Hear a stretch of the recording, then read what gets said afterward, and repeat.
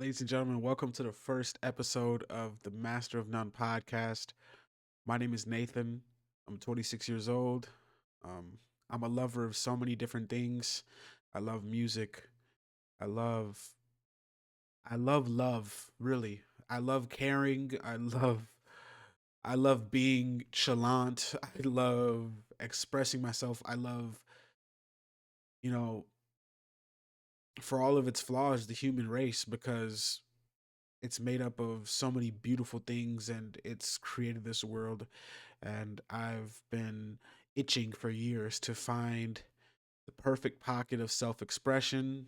The Master of None podcast has been years in the making. Um, been brewing up kind of a place for me to speak about any and everything since I was in college. And um, I'm getting a little unk right now. I turned 27 in this next April. So it's safe to say that I'm getting a little unk, and that was years ago. I mean, literally, like you could say, like multiple years ago, I graduated college. So, this has been on the back burner for a while. I'm a little uncertain as to why. I feel like maybe I just haven't felt like it's been the right time at a certain point. But when really is the perfect time for anything, right? When really is the perfect time for anything, especially when it comes to creative endeavors, in this world where everybody's damn near surviving, or at least everybody who's around, like where we're at, and where we're, I'm likely speaking to you. Most people watching this video, like, um, all the way up until a certain salary point, it's just survival in this capitalism stimulated country, So it really never is the perfect time to start anything. And that's kind of what I've been processing more and more lately when it comes to things I want to do in life, right? It's never going to be, the 100% ideal. I feel like the definition of ideal is completely subjective anyway. So you may as well go out and chase your dreams and chase what fills you up, what makes you happy, what brings you joy. And I feel like me expressing myself, me enriching others' minds, and just creating a platform to discuss things, creating open discussion, open dialogue about many different things across, intellectual thought when it comes to just thinking about psychology, just thinking about what's going on around the world. Music. I feel like music was one of my first loves and was one of the first things that truly made me feel whole when it came to the passion and the fire that I had for it. And years on, sort of being departed from, you know, classical music and my contribution in, middle school and high school, and being very far departed from that thing that brought me joy. I feel like I've become more fervent, more hungrier than ever to, be happy, 100% at least. Of course, there's so much joy to be found in this world and my life. I have, wonderful family members who I love and adore greatly. I have amazing friends who, I will always love and care about so very much. I have two amazing cats. Two cats who I can honestly and candidly say like saved my life. Really, um, I got them at a very very weird point in my life. I was in a very weird place in a few different ways, and you know, stroke of luck, I was on the SPCA website and I saw them. I saw Raven and Sage, and I just went and got them the same day, and my life completely just like did a 180 when it came to the amount of like times in a day where I smiled, and this like purpose, this drive, um I've always been a pretty sensitive and introspective guy, but they softened me up even more for the better. So yeah, that's just to say that there's much to see in my life that would warrant joy and would warrant happiness. But when it comes to fulfilling myself, you know, really doing something that makes me happy, the last opportunity to do that was most certainly, when I was gonna go to college, and I played the baritone, also known as the euphonium, in middle school and high school. And I remember my old band teacher, Mr. Pineda. Shout out to Mr. Pineda. He was such a supportive and amazing teacher. Um, Kind of put me on to the instrument after. I remember I was going to be an orchestra and I was going to be a cellist, but there were these two young girls who were like, no, no, no, like, there are only so many kids who can pick an instrument. Like, go do. I think it was either the viola or the bass, and it just didn't feel right. So I went over to the band side after a little while, after like we got placed in our classes for like orchestra um or band. I remember it was sixth grade going into middle school that this happened, and it just didn't feel right. And I kind of wanted to play the cello, which to a certain extent is the equivalent of the euphonium in an orchestra, except it's more included in overall ensembles. More on that in a second. But yeah, it just didn't feel right.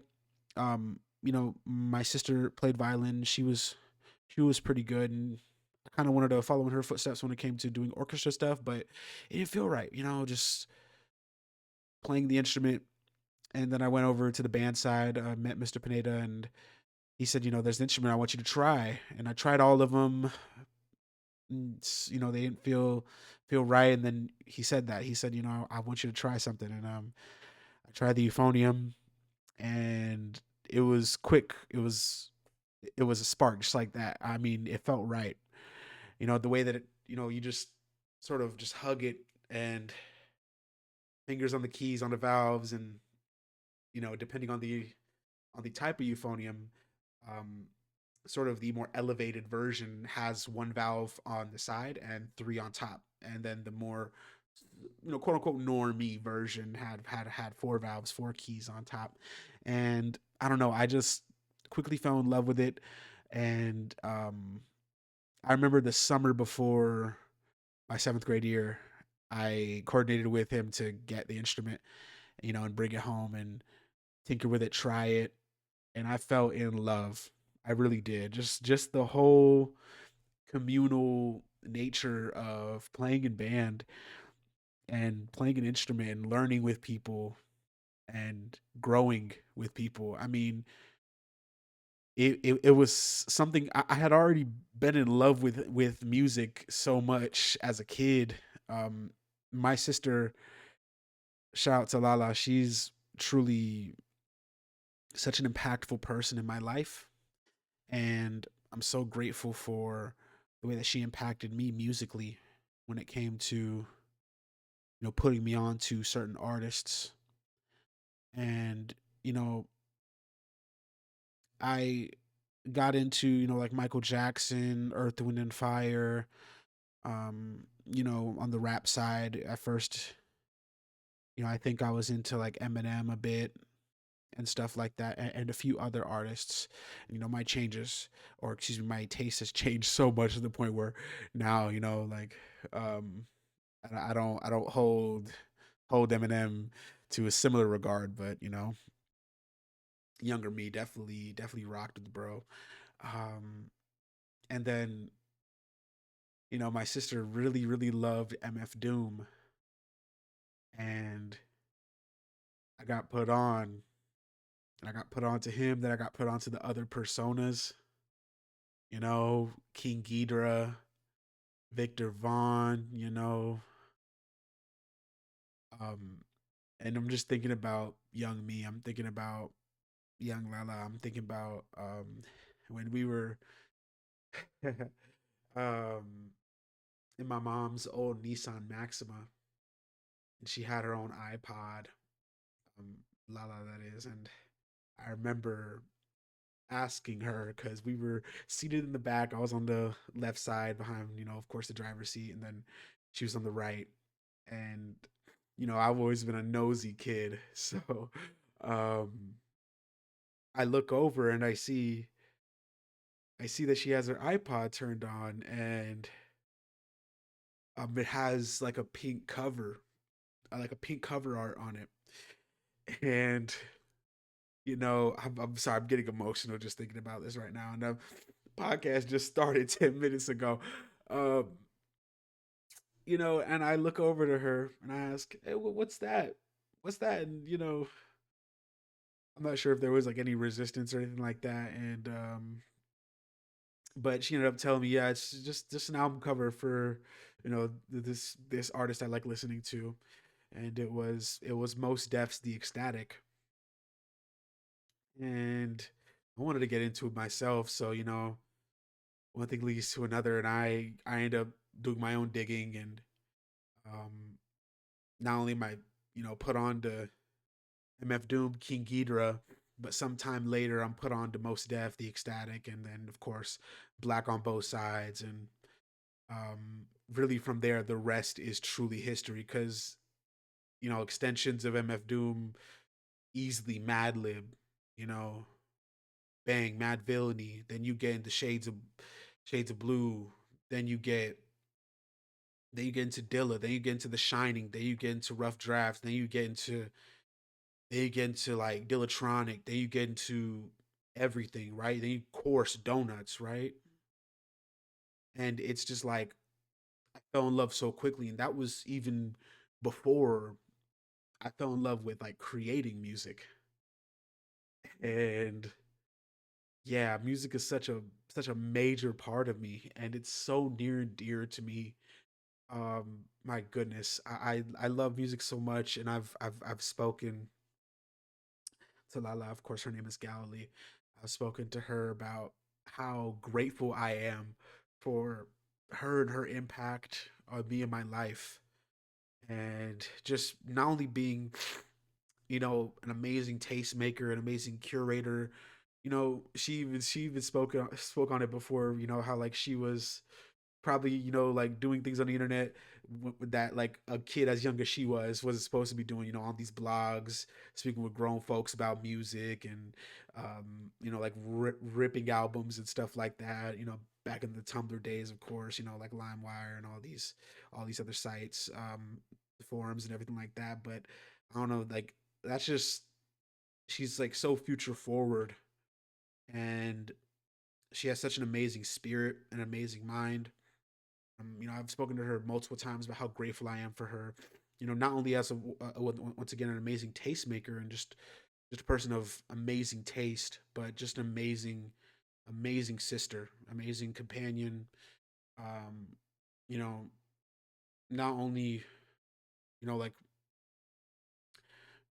unarguably my closest family member, but definitely one of my closest friends. 1000%. Can always rely on her for anything, right? So very grateful for that impact that she had on me musically. And then worlds clashed when Mr. Pineda introduced me to the euphonium, right? And then I did very well with it in middle school. And then I went to high school, and then I got placed in our symphonic band 3, which is our third, or like my high school or my alma mater, like it's like third best band. I think I was like middling in there. So, definitely like rough, but like potential. Like, like Giannis Antetokounmpo, um, like raw, but like tons of potential there. And then quickly, as like my freshman year progressed, I loved it more. I started putting in those reps, those like 10,000 hours or those 10,000 steps. I'm not sure whichever way you characterize it. And then boom, shot up, you know, first chair my sophomore year. And that feeling of like such a major victory, um, to just shoot up and like usurp everybody in my section, and like be a principal chairman. um I don't know, that victory just sparked a like an additional fire on top of the fire that already existed for years, let alone over the past, 2 to 3, um, playing euphonium. So yeah, I mean, I kept being great. I was not only great when it came to my peers at school locally, I was good regionally. I always made the all region band. I was really close to making all state band my senior year of high school. I was like 2 chairs off, but I take that as a win still, and just a lesson of maybe going to state wasn't meant for me, but I still knew I was great, and still have all the plaques, to like the patches and stuff, and that love was very, very strong at the age of 17, 18. And then, I remember um, a mentor of mine, she would say, as I progressed through my senior year of high school, she would say to my friend, my good friend Sergio, and I shout out to Sergio. He played tuba, and we go all the way back to middle school with it. Like we were like real close, real tight, all the way from middle school to like the first year of college because we went to the same university.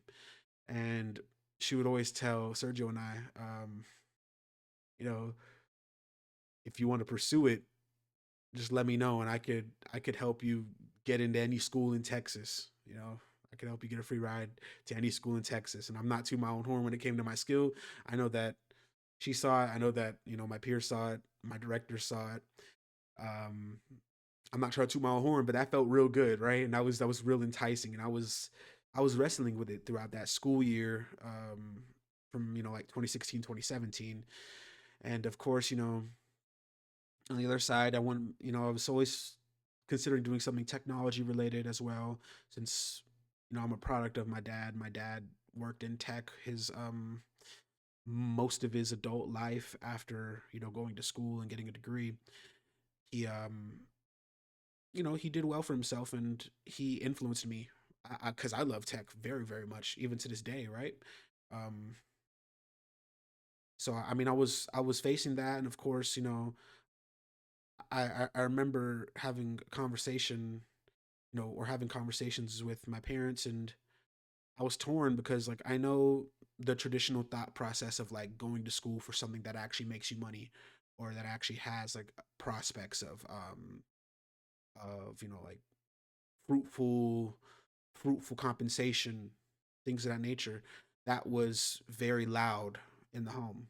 Doing stuff that makes money, doing something that's safe, getting a, getting a degree in something that sounds good, but does it feel good? Very, very, very clear line that could be drawn between those two different things, right? And you know,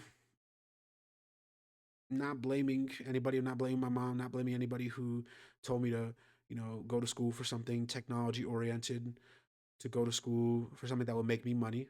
Um, my life panned out across my entire, 26 years to this point today for a reason. Um, decisions made lead you to your present, and decisions you make moving forward will lead to your tomorrow. So, your future self. And I think about it, and I was like, I feel like that was that last point in time where I was like in the midst of something that truly fulfilled me, and I was truly like passionate about. That was 8 years ago. Yeah, that was 8.5 years ago actually. So, you know, I put down the baritone, hung up the metronome, whatever the equivalent of hung up the gloves is in a band kit scenario. I don't know. I just look back on it, and I love the euphonium so much. I love everything about it. I love its soft, warm sound, the way that it can get to like a high register, but also have that low, warm sound, and the way that vibrato works so beautifully with it. Um, it's firmly entrenched in the low brass, so you could be loud and proud, and you know, um, I also like the way that it was kind of outcasted, or it is, there wasn't really much of a place in orchestra, in like full orchestra, when the band and the orchestra come together and do that once a year. There was a place for me there. I remember there was like the Planets series. Um, I'm forgetful of the titles that I contributed to, but I had a lot of fun with that one year. But I loved everything about it, and unfortunately, I didn't trust my gut, and I didn't go to school for it. I didn't, fulfill this dream that I had of marching in like drum corps, and like being a part of the Mean Green Band at the University of North Texas, and which is of course like a great school for baritone players. It's like really really good for both music and baritone players, and of course that is my alma mater. That is my alma mater. Go Mean Green. But I didn't chase that dream, and it is what it is. I wouldn't be sitting here today if I did chase that dream. And I think of the sadness associated with not going on to become some classical musician who plays in an ensemble, or is a rotating member of an orchestra, or like a special guest for an orchestra, or doing this, that, and the third, or even just pivoting and doing something else music related. Um, like working in radio or something like that. Um, I think of that. I think of the sadness associated with that, because it's been 8.5 years since I've truly been immersed in something I was so passionate about. But I also think of the people that I've met as a result of going to school for originally computer science, and then switching over to a different major, that's more so like an IT oriented, sort of like a business adjacent um, degree in information systems. So I think about the people I met, just being at the library my freshman year. That's family, you know, that's family. And no matter how much or how little I talk to them, those is my people. And we tied for life. The memories we made, and ending up living together, graduating together, and I don't know. I'm real grateful for that, for the memories made with people, instead of like being locked in, going to rehearsals and traveling for games and stuff like that. And no matter how fun that would have sounded, I wouldn't have encountered so many amazing people, and been touched by so many beautiful souls across my 4.5 years of college. So I guess that's just the beauty of life, right? You make you make great decisions, you make mistakes, you do things that you wish you would have done in retrospect, but everything leads to now. And you know I'm just so deep in thought, excuse me audio listeners, but I'm just thinking about it, and it's like, it's not really an it is what it is situation, but at the end of the day, living in this moment is something that we all have to accept as human beings. And I'm grateful for being here at 7:22 a.m. Central Time on Wednesday, December 3rd, 2025, with everything that, I've gone through in life, every era from the adolescence, um, that where, a lot of ups and downs occurred, all the way until this current moment in time where I am currently a 26-year-old man trying to live out his dream in the city of Dallas, Texas. And yeah, I'm just sitting in this moment, and even if I'm 8.5 years departed from that like peak of passion,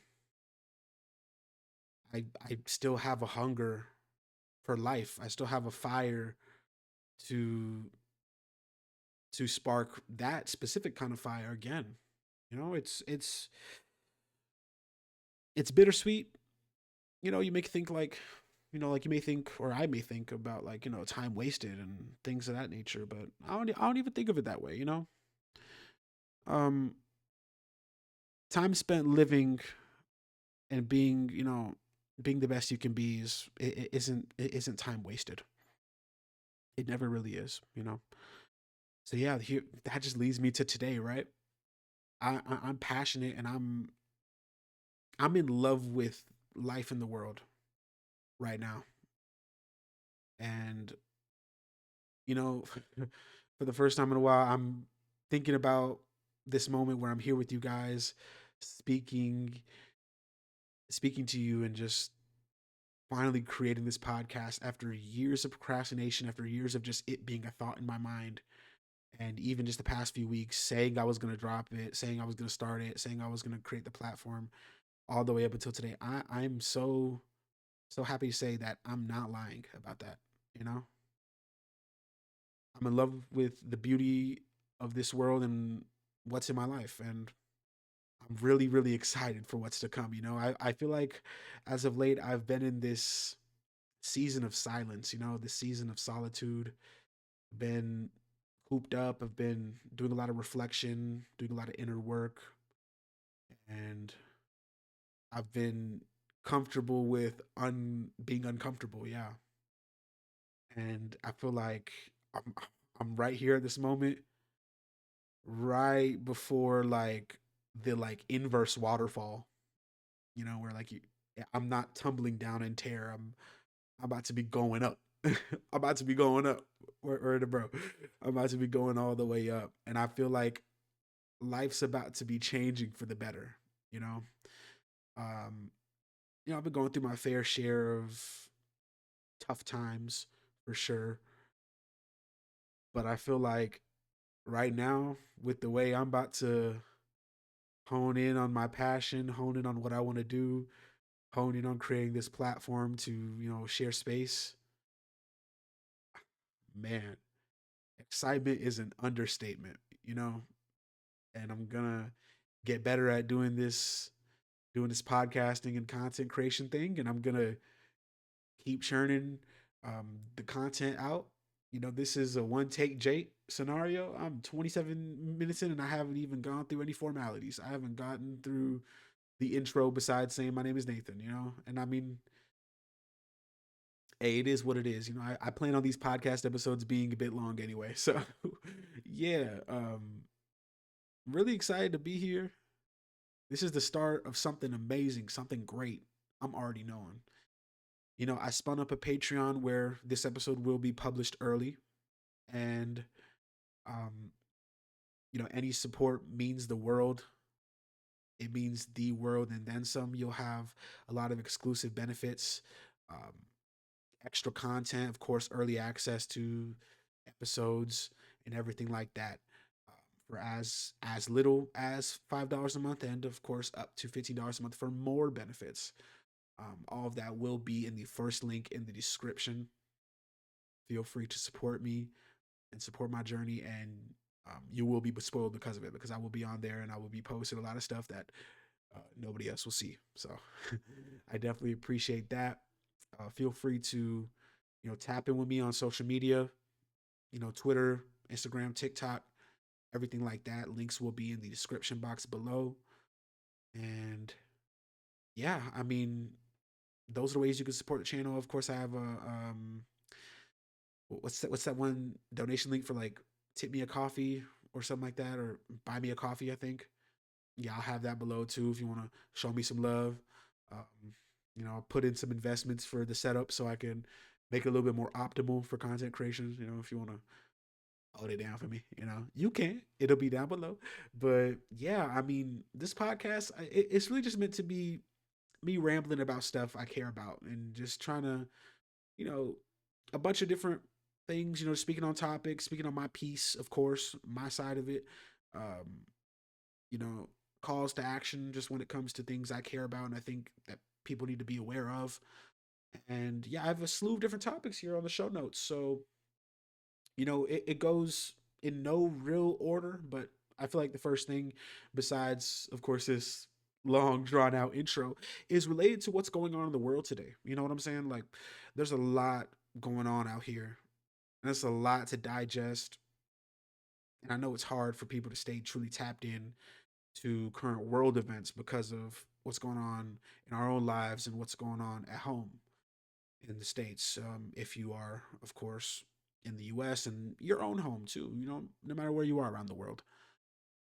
But I mean, I've been thinking about that and I've been wrestling with it because I really don't know. It's really subjective. It's really dependent on the person's experience when it comes to how much they could withstand when it comes to the duress and the mental, like toll that so much information has on you on top of what you already got going on a day-to-day basis. But I feel like our capacity to care and our passion for caring about our fellow man and our fellow human, um whether they're right next to you, they're right next door, or they're on the other side of the world. I mean, I feel like that's something that we need to hone in on. We need to truly understand that we have a far greater capacity to care and express love and express um our true understanding and awareness as human beings than we can really understand. The human mind is so powerful when you think about it. And I mean, with the right framing and the right and the right amount of effort, we can all truly just be at least on a baseline level aware of what's going on out here in the world today. And excuse my language, the fuckery of it all. Genuinely. We are living in a world where there are multiple genocides going on at this current moment in time. The deadliest year for multiple peoples, without a doubt. And my first topic is um, what's happening in Sudan. I feel like we need to talk about what's happening in Sudan. And it's been so under the radar. I mean, I don't know if there's been really a single person I know personally who's been super vocal about it. There probably has been a few on social media that I haven't seen post about it, of course, but on a large scale, I feel like we need to be aware of what's happening. I mean, there's a timeline of events here that I have from a credible source, Debenga, which is I think a publication out of Sudan, and it's a timeline of events that have occurred between January and March of this year. Um, it's characterized as a war, but I mean, the the death toll begs to differ when it comes to what you classify these this type of bloodshed as. I mean, we've already seen so many people die in Gaza, so many people die in Palestine, and the numbers are no joke. And I can say the exact same for what's happening in Sudan. Um, just a timeline of events here on January 1st of this year, and this is verbatim from Demenga, Sudan. On Sudan's Independence Day from joint British and Egyptian colonial administration, Justice and Equality Movement JEM spokesperson Mohammed Zakaria calls for the RSF's designation as a terrorist organization. The RSF um, is the force that is, you know, mainly causing all this bloodshed out there. The Sudanese Joint Forces (SJF) report heavy RSF losses in recent clashes near Melit and El Malha in North Darfur. January 2nd, the United Nations launches an appeal for $4.2 billion for 2025 Sudan humanitarian plan, and displaced in Zamzam camp, located in North Darfur capital El Fasher, denounce El Burhan's famine denial. The Sudanese embassy in Libya resumes issuing electronic passports. Oh, man. January 9th. As the Khartoum offensive continues, the Sudan armed forces advance in El Gezira. A video of an extrajudicial killing by the Sudanese army sparks outrage on social media. Stories of life and death are told from El Fasher, where famine is predicted to continue until May. And it's so sad to, this warfare, if that's what you want to call it, just truly innocent people being caught in the crossfire, babies. I'm thinking about the babies. I'm thinking about those poor children who don't know if they're gonna eat eat today, tomorrow, don't know if they're even gonna make it, lost family members left and right, some even just, left for dead because maybe their family didn't make it. I'm just thinking about these situations and I'm thinking about the tragedy of it. And I know I know it's not as simple as, like, why continue on? Why must it continue? But it's you can't help but think about that. And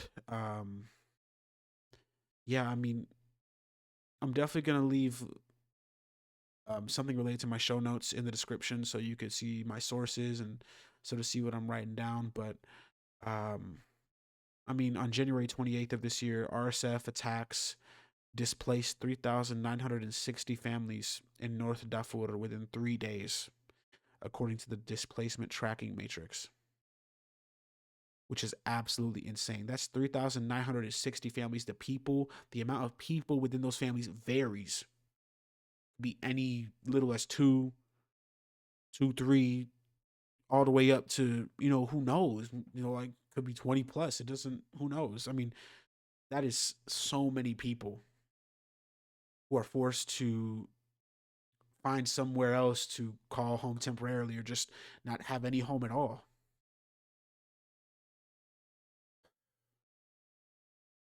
It's sad. I mean, there's a long list of events, but just to break it down to, like semi brief extent. Um, February 16th, AU Commissioner for Peace and Security Bankole Adeoye says that the resumption of Sudan's activities within the AU is conditional on taking clear steps towards a constitutional and democratic transformation in Sudan. February 19th, a political conference in Nairobi aimed at forming a civilian government in areas controlled by the paramilitary RSF sparks strong reactions. And I mean, a civilian government aligns with sort of socialist ideology when you think about it being a people ran system for the people, likely promoting, fair regulation of resources and things of that nature. I mean, but then when you think about it being controlled by the RSF, um, I don't know, it sounds hellish to have a government controlled by your oppressor, right? Um, Once again, a long timeline of events. I'm skipping quite a few, but all the way down to March 24th, the SAF bombs RSF positions in Omdurman's El Saura, Khartoum's El Bagir near Soba Bridge, and other neighborhoods south of Khartoum. An RSF drone strike on a mosque kills 11 people in Sharg el Nile. An SAF airstrike on the village of Tora, 40 kilometers north of El Fasher, kills dozens. And it's bloodshed on a large scale, and that's an isolated day, that's an isolated span of time. But, the statistics I saw in this YouTube video here, talking about, this genocide, it's a great video. I'm not sure if you no you didn't hear it, but it's from Warfronts. It's called "The World Ignored Sudan's Genocide. Now It's Too Late," and it makes me think about, not to detour, but it makes me think about life, and it makes me think about how so many families, so many bloodlines have just been eliminated in the midst of these in the midst of these genocidal terrors that have been caused by these oppressive regimes. And it it is too late for them, for these families, for these lineages. The exact opposite of continuation, elimination. Um, it is too late for them. It is. Even down to the first family that died, it was too late for them back when it was, you know, many would say not too late for awareness to be spread. It's sad that it had to happen. It's sad that the world is the way it is, to where this violence is not only started up by a human, but the people who have the power to step in, to maybe step in and have something to say about it, are just sitting idly by and allowing for it to occur. Other humans. But yeah, I mean, it's sort of terrifying, especially when you think about everything I was saying earlier in this episode about how there's so much beauty in this world and the human race, but right on the other side of that coin, there's so much sorrow. There's so much disgusting disgusting action. There's so much reprehensible, so many so many reprehensible individuals on this earth that create this like festering moss of hatred, you know, across all the continents. And it's heartbreaking. Um just as I'm grateful to exist in, the time I exist in, it's just heartbreaking that this even has to go on in the world, and it's so sad. It's so sad, just for them who have to go through all of this. I mean, and it's sort of leaving me to feel like jumbled and at a loss for words a bit, because according to the Yale Humanitarian Research Lab, there were 69,000 deaths in 10 days in Sudan. 69,000 deaths in 10 days, in a week and a half. That is absolutely insane. Go watch that video from Warfronts. I'm going to link it in the description. It's too late for the families who have lost their lives, for the people who have lost their family but are left alone to try and figure out and pick up the pieces. But it's not too late to educate yourself on what's happening and take a stand, and at least be aware. Once again, at a baseline, just like at the baseline, at the surface level, be aware and let your heart push you in the right direction. Let your heart pull you towards what you want to do with the information that you're enriching your mind with. Now, it might be painful to digest this information, but it should just be in your heart, not even thinking of a payoff, a moral payoff. If you want to think about it selfishly, if that's what you need, I'm sure your mind can take you to selfish ways to feel motivated to go enrich yourself and take a stand. I'm sure there's people been out here on social media talking about, just about what your kids and what your kids are going to think later on down the line when you have them. They get older and they learn about these genocides that occurred earlier in your lifetime and earlier in the human or in earlier in the existence of mankind. They're going to come and ask you, what stand did you take? What did you do? If you want to think about it that way, if that's going to motivate you, please, anything at this point, anything, bro, anything, to at least enrich yourself and let your heart pull you in the direction that you want to go with it. That's that's that's all I ask. And I'm learning right with you, okay? I'm not trying to make anybody feel guilty about not knowing or not wanting to enrich themselves because of already going through enough at home things. And I get it. I get it. We going through a crazy time in America right now. We are going through an insane time in America right now. It is as expensive as it's ever been to live, to survive. to have a regular clean roof over your head, clean quarters, and have even a semi full fridge, let alone even just have a job to get those things. I know. Trust me, I'm right there with you. I'm right there with you. I know it's not easy at all. But once again, going back to the capacity that we have to care about so many different things, the human mind is far more powerful than you think. It starts with reading a few articles over the course of a day, a week, doing what you can to just tap in with what's happening all around you, all across this nation and this world. It's important. It's important. And it's important to formulate your opinions as such, whichever way you go. Hopefully, it's against genocide. Hopefully, it's against the oppression of people who do not deserve anything that is happening to them. And what's happening to them is something that should never happen to anybody. You know, the the thievery of their land and the stealing of their lives. It's important. It is. It is. And I feel like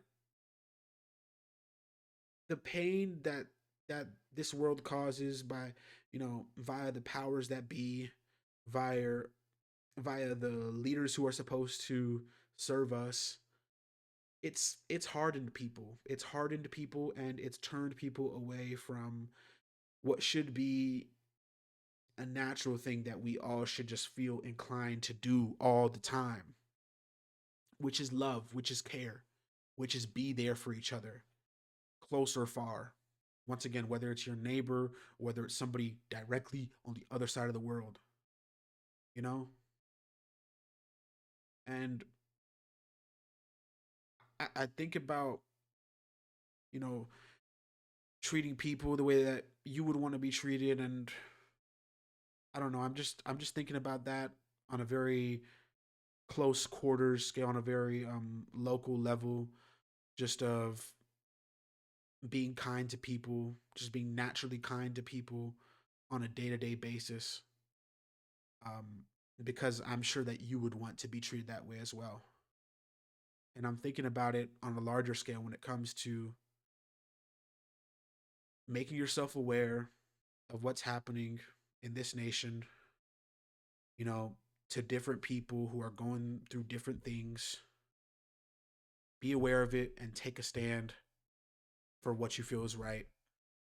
Because I'm sure for what you're going through, if you're going through something right now that people should be aware of, you would want them to be aware of it and take a stand for you. That's important, you know? I mean, at home, we see what's happening to, like Hispanic folks, and mainly Hispanic folks, but immigrants in general being ripped from their families. I care about them so much just off the love, but if you want to think about it on that level, treat people the way that you would want to be treated. Care for people the way that you want them to care for you when you're going through something. Simple as that. I'm straight up just doing it because I'm thinking about what the American dream is. I'm thinking about what people have sacrificed to come to this country and try and start a new life. I'm thinking about I'm thinking about humanity, the human spirit. You know, it's sad. It's sad. They sacrifice and they work so hard to get here, and then they're just being stripped of their shot at what their version of the American dream is. And yeah, of course, care for somebody's care for somebody's oppression, care for somebody's pain the way that you would want them or somebody else to care about your oppression, your pain, your struggles, your woes, everything, 100%. But I'm just thinking about the human spirit, and I'm just thinking about, once again, just our natural proclivity for caring about each other.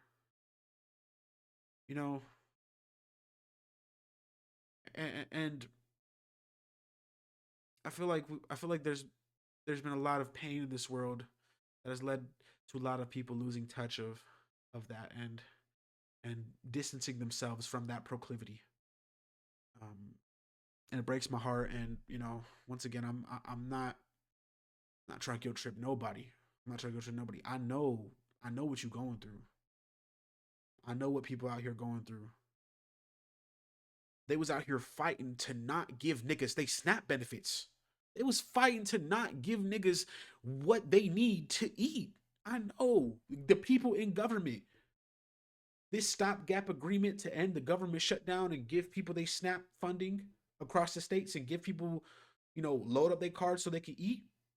There were people in government after the president um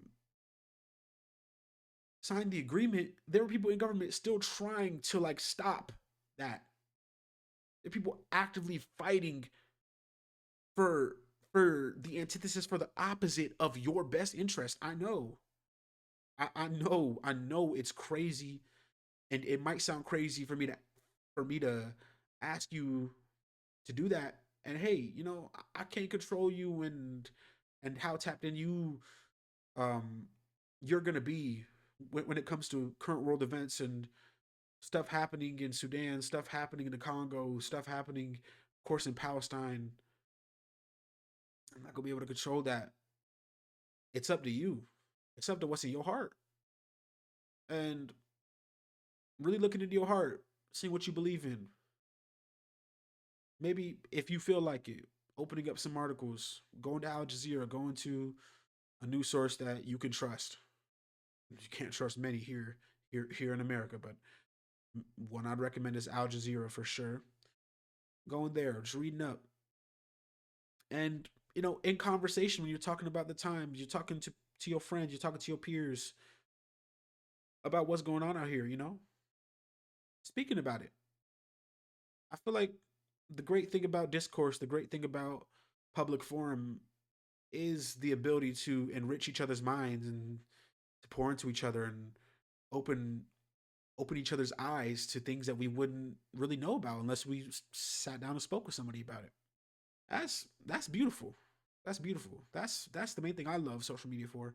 Of course, besides the cultural aspect of it and the ability to laugh and the ability to sort of have an escape from a lot of what we have to deal with on a day to day, work stuff like that. Of course, there's a lot of fun in it, but there's a lot of important discussions happening across across um across public thought, and it's super necessary. And you know, you could use your awareness and you taking a stand, you enriching your mind to do the same for others and open their eyes and have them take a stand. And word of mouth is everything. Community is everything. And yeah, I don't know. I mean, I'm not trying to talk your ear off, but it's really important to me.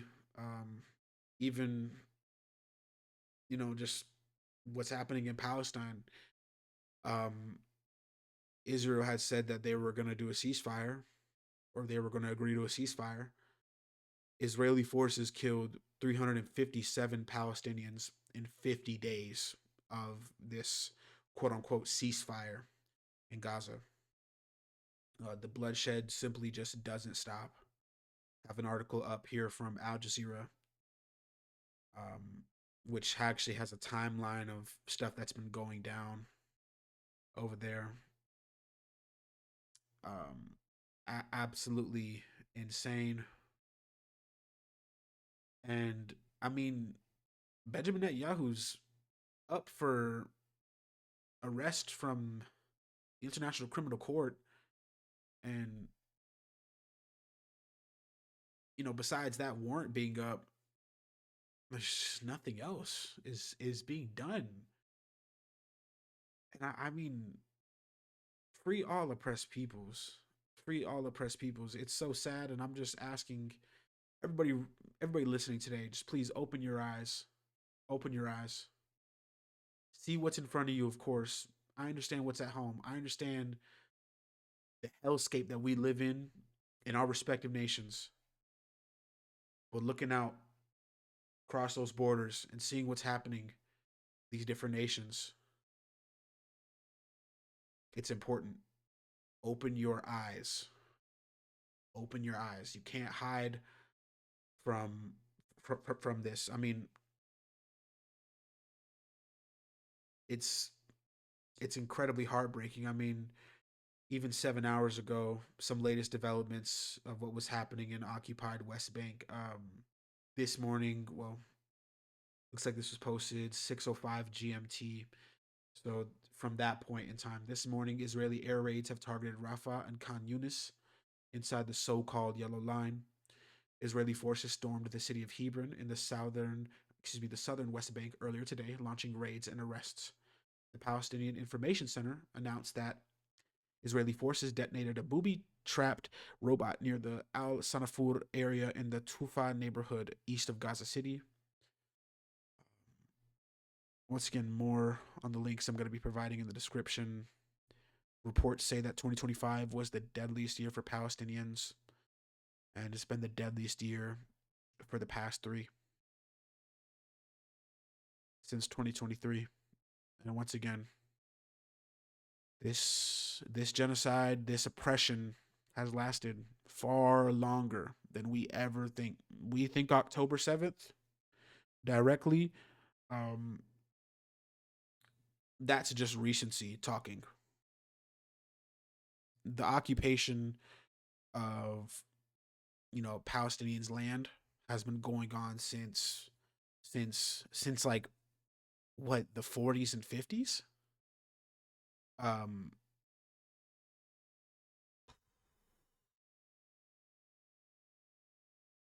Actually, the Middle East Eye has a write up about this. Um, there's an entire there's an entire write up about just the history of the occupation of Palestinian land, the oppression of the Palestinian people. Um, that will also try to link in the description. You know, please, we have to open our eyes. We have to open our eyes. You know, sorry, too late for so many families, so many bloodlines. The least that we could do is just enrich ourselves and stand for something. And standing for the freedom of oppressed peoples, that's the least we can do. That's the least we can do. And then moving forward with that, taking steps forward from there as you are able to, as you are capable to, within your own struggle, within your own daily survival. You know, fitting it into the very best of your ability, though, because once again, the capacity of your mind, wow, it's ever expansive. Think about how much you've done to get where you are today. I know that you can spend some time caring about what's happening out here. 100%, 100%, 100%, 100,000%. I mean, this isn't even the first time that a ceasefire was agreed upon and broken in Gaza. So, yeah, I mean, I'm really I'm sending so much strength to these these these strong people out here in Gaza. Um, yeah, once again, just free all oppressed peoples. You know, free Sudan, free the Congo, free Tigray, of course, free Palestine. From the river to the sea, Palestine will be free. And yeah, once again, just enrich yourself. Um, and if you've sort of been constraining yourself willfully or with force to not expand your mind, free your mind and open it. Because if you open your mind, your eyes will follow, and so will your heart. Thank you for hearing me out on that front. Getting into some U.S. events. We saw that the government shutdown ended some years back, and this was the longest one in American history. There was some discourse about what the Democrats conceded to, what the left conceded to in this stopgap agreement. which agreed to funding until the end of January, which isn't even a full resuming of operations in government. Um, you know, I think we're not we, I don't really identify as a Democrat. I'm far more left than that. Here's an excerpt from this Al Jazeera article. What is in the bill and what isn't. During the shutdown, an estimated 750,000 federal employees were furloughed, sent home without pay, according to the Congressional Budget Office. Thousands of essential workers, including police, FBI, and air traffic controllers, were required to continue working without pay. I know plenty of you have probably seen that one post from Trump on his weak ass social media platform talking about oh yeah, it's all the air traffic controllers who didn't continue working without pay. I'm gonna order that you quit immediately. Just trying to dishonor people for not going to work when they're not getting paid. It's like, yes, I know it's a very essential job working in air traffic controlling. I know, I can only imagine how stressful it can be on a day-to-day basis, but dude, what are we talking about right now? It should be understandable that the airports are going to be backed up, that there's going to be less TSA workers, that there's going to be less air traffic controllers, and it'll probably be stressful for the people who do choose to go into work. But like, bro, like, just even at a baseline level, like, they don't give a fuck. Niggas don't give a fuck. Like, if you got enough money, enough power, and you just set up, you just chilling up there in the high, rare air of like hell. I don't know, just like hellish, demonic goings on in government and like social elite, I guess. I don't know, whatever, like the corporate elite. Oof, get me started about that, bro. Like, you just gonna be able to and feel inclined to just not give a fuck about what's happening in people's lives.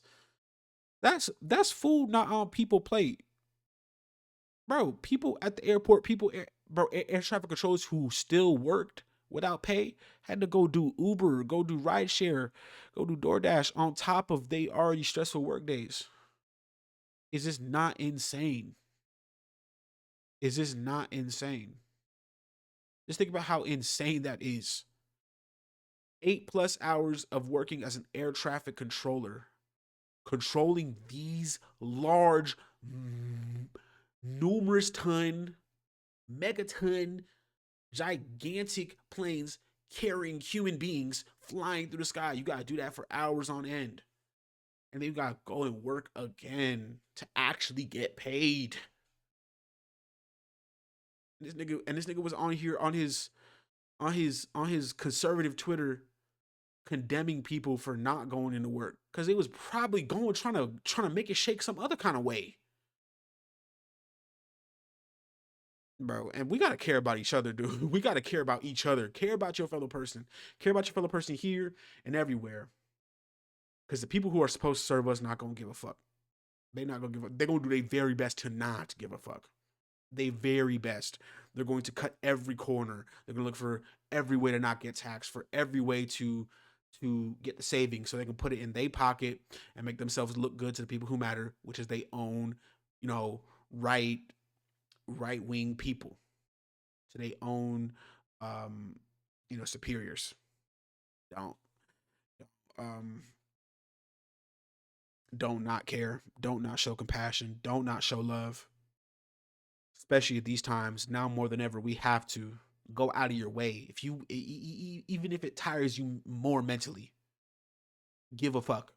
Give a fuck more than you ever have every single day.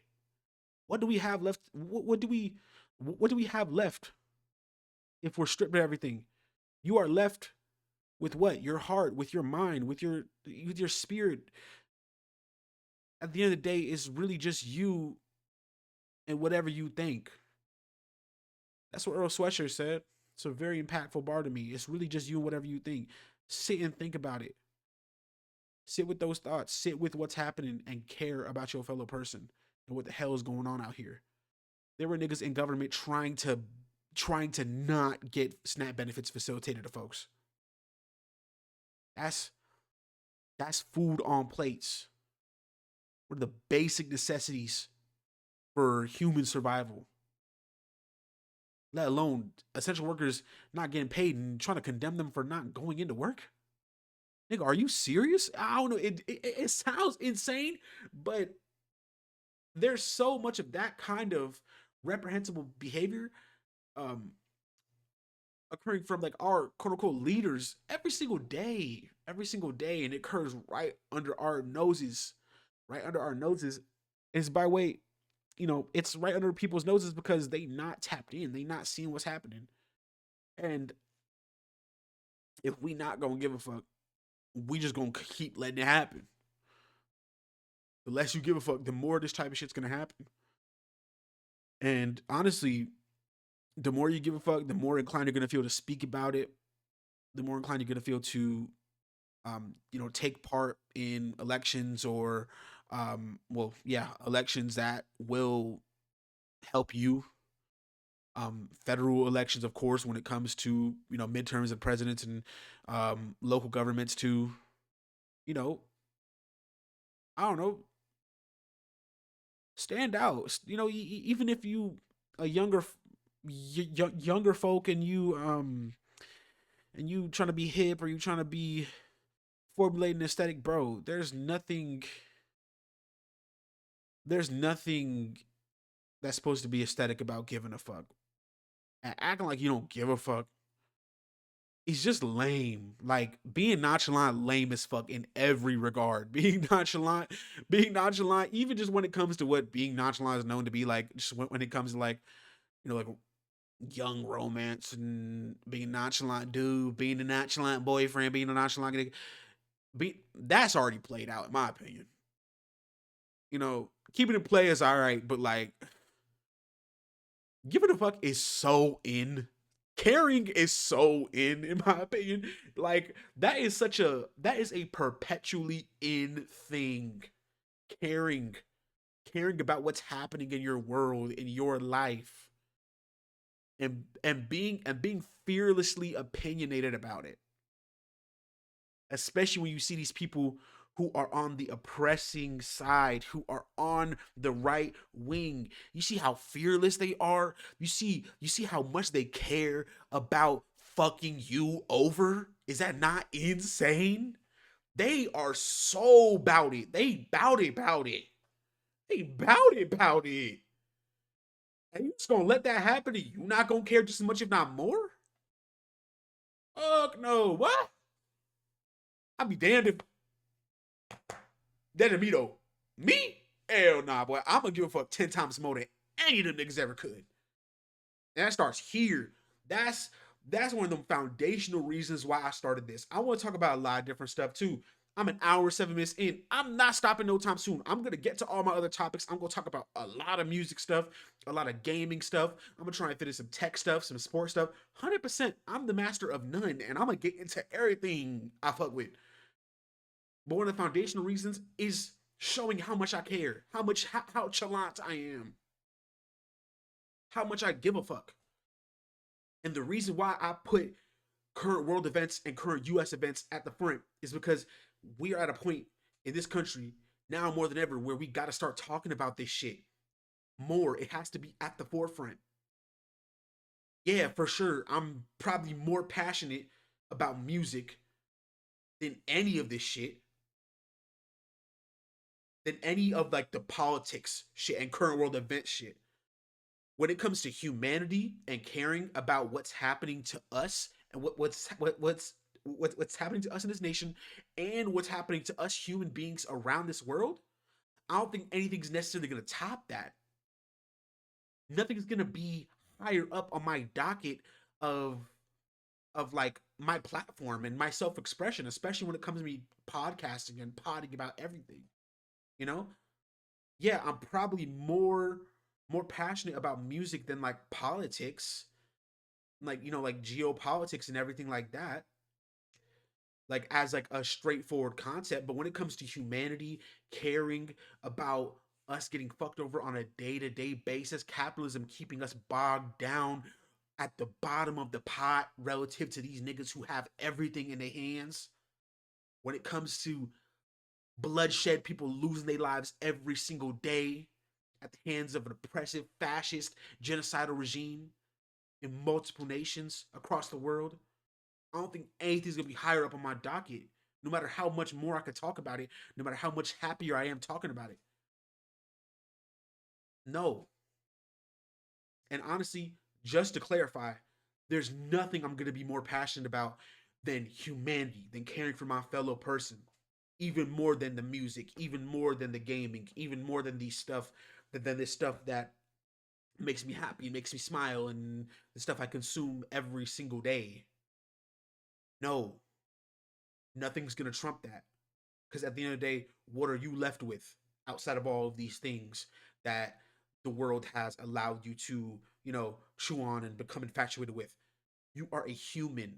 You are a human being. Just think about it at a flat baseline. The baseline is so real. The baseline is so relevant today on this podcast. The baseline is so real. You are a human being. And honestly, it should be your natural inclination to care about you as a human being, what's going on with your world, your fellow human beings, how there are other human beings out here seeing you as less than and killing your fellow human being for fucking nothing, for what objectively is nothing, oppressing you for what feels like nothing more than material, than this position over you and material, the dollar, killing people for something that an oppressor feels like it's their birthright. Holy shit. If you don't care, if you don't care right now, at this point, Wednesday, December 3rd, 2025, when will you care? There's so much to give a fuck about. And there's so much that we all need to care about. Once again, I'm not trying to guilt trip nobody. I'm learning just like you. I would like to say I'm an educated person and I'm educating myself about what goes on in this world a lot more every single day, but I'm nowhere close to as educated as I want to be about current world events, current even current US events. And I live right here in the US. Okay? It's all a process. This is just a call to action. You know what I'm saying? It's just a call to action. And I mean, if you're still here an hour and 12 minutes in, I greatly appreciate it. I greatly appreciate you. And yeah, I mean, fucked up nation we do live in. I'll go ahead and tell you that. There was definitely a lot of political discourse about what the Democrats gave up in this government shutdown. Continuing on with the with the Al Jazeera article, you see that detour I just went on for like minutes on end. Oh my goodness, that's gonna be a pattern on this podcast. Now that a finance bill has been approved by Congress and signed by Trump, furloughed employees will return to work and will receive back pay, which is good. Among other things, the bill authorizes funding for food assistance programs such as the Supplemental Nutrition Assistance Program, other known as SNAP, also known as food stamps, and the legislative branch of government until the end of January 2026. This is just a stopgap agreement, ladies and gentlemen. This isn't even a full agreement to fully resume the government and operations relative to the government for the foreseeable future. Insane to me. Oh, this is what we get. And once again, however, the bill does not extend health insurance subsidies under the Affordable Care Act, ACA, which Democrats had been demanding before they would agree to pass the funding bill. This is probably the point where people, on TikTok, on social media, are, in uproar about Democrats not getting the full resuming of government operations, let alone getting everything back and kicking.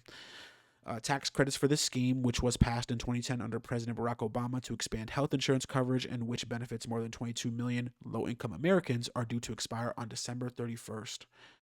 Um, and now it says centrist Democrats and Republicans have agreed instead to hold another vote in December to decide on the healthcare subsidies separately. However, there is no guarantee that an extension of those subsidies will be approved. Yeah, it's probably getting the short end of the stick when it comes to the agreement. I mean, on one hand, I can see the anger. I can see anger from some people, and I can also see the joy about people getting their food stamps, getting the access to this financial resource to get food. And I could see, federal workers, essential workers getting back to work and getting paid for it and getting their back pay. I see both sides of it. When it comes to specifics regarding this shutdown and this resuming of government and um, what the Democrats got and what the Democrats conceded to, I wouldn't say I'm like super educated, but I mean, on both sides of the political spectrum, there's so much that has to do with like not really having the people's very best interest at heart, especially on the right wing side. The common woman and man are going to be absolutely steamrolled and fucked by the fucking Republican Party all the time. You see a direct correlation between um, conservative people in power going into Democratic people in power and employment rate being shit and then um, going right down, or the unemployment rate, excuse me. Like there's a pattern between that. We saw it. We saw it from Clinton to Bush. We saw it from Bush to Obama. Unemployment rate, low shit. Low shit. Clinton, no, I'm never gonna glaze any politician. But Clinton led an economically thriving nation in the 90s. Shit was peaking in the 90s, economically speaking. Niggas had jobs, niggas was getting paid more, shit like that. Then when Bush came in, unemployment rate, boom, straight up, straight up, like a fucking rocket ship. Jesus, got bad. Then Obama came in, once again, I'm never gonna glaze none of these niggas. I'm never glazing nobody. Virtually all politicians are tyrants, and I'm a standard on that. But when it comes to tangible statistics of what the fuck is going on, we saw nigga picked it up right out of recession, and shit started changing for the better when it came to the unemployment rate and the overall economic state of the nation. I mean, on the right wing side, we see we're fucked. We're fucked at every point. And even if we're less fucked under Democratic leadership, which is what we would have to default to in this two-party system, still, there's compromises that have to be made that make these niggas look like just as much of tyrants as the people on the right side. Now, we do live in a take what you can get world. Unfortunately, I mean, we're seeing a bit of change when it comes to mayoral races and seeing socialist adjacent leaders coming into leadership on local city levels. Shout out to Zoran Mamdani in New York City. Probably the most progressive leader of a major city in a very, very, very long time. I don't know. Last I could probably think of, there's probably been some sooner, but like socialist Oklahoma. But yeah, I mean, it's really up to us, going back to giving a fuck. It's up to us to give a fuck and try to create the change that we want to see. And it starts with awareness. It starts with learning ourselves up on it, and letting our hearts pull us to what we want to do about it, what we can do tangibly. Boots on the ground type stuff. So yeah, sorry, my cat's up outside raving. But yeah, that's the goings on when it comes to like U.S. events, politically speaking, that I wanted to talk about. There was a very interesting situation that was sparking a lot of discussion on social media about a University of Oklahoma student getting failed for an essay that she wrote, and it being super religiously charged, super bigoted, um super horrible, super horrible, 100%. Probably what I could say. Here I have once, not the greatest source, but from the New York Post. A graduate assistant was removed from her position amid investigations into a contested discrimination report filed by a disgruntled student who repeatedly referenced the Bible in an essay response to an article about gender stereotypes. for a course taught by a transgender instructor. In her essay, which was supposed to cover how people are perceived based on societal expectations of gender, University of Oklahoma student Samantha Folnicki presented a biblically fueled tirade against the notion that there are multiple genders. Audio listeners, I'm looking dead at the camera right now. Oh, fucking K. This is in a psychology course, mind you. So, science of the mind, scientific backing, probably a lot of requirements in the rubric for the assignment. The Canvas assignment probably states it clearly what you need to provide in an assignment for it to be considered complete and fulfilled. Right? Let us continue. The psychology course's professor, graduate student Mel Kurth, who uses she, they pronouns, failed Folnicki on the grounds that she neglected to address the prompt and relied more on quote unquote personal ideology than empirical evidence. According to a bombshell thread shared by the university's Turning Point USA chapter. Oh, brother.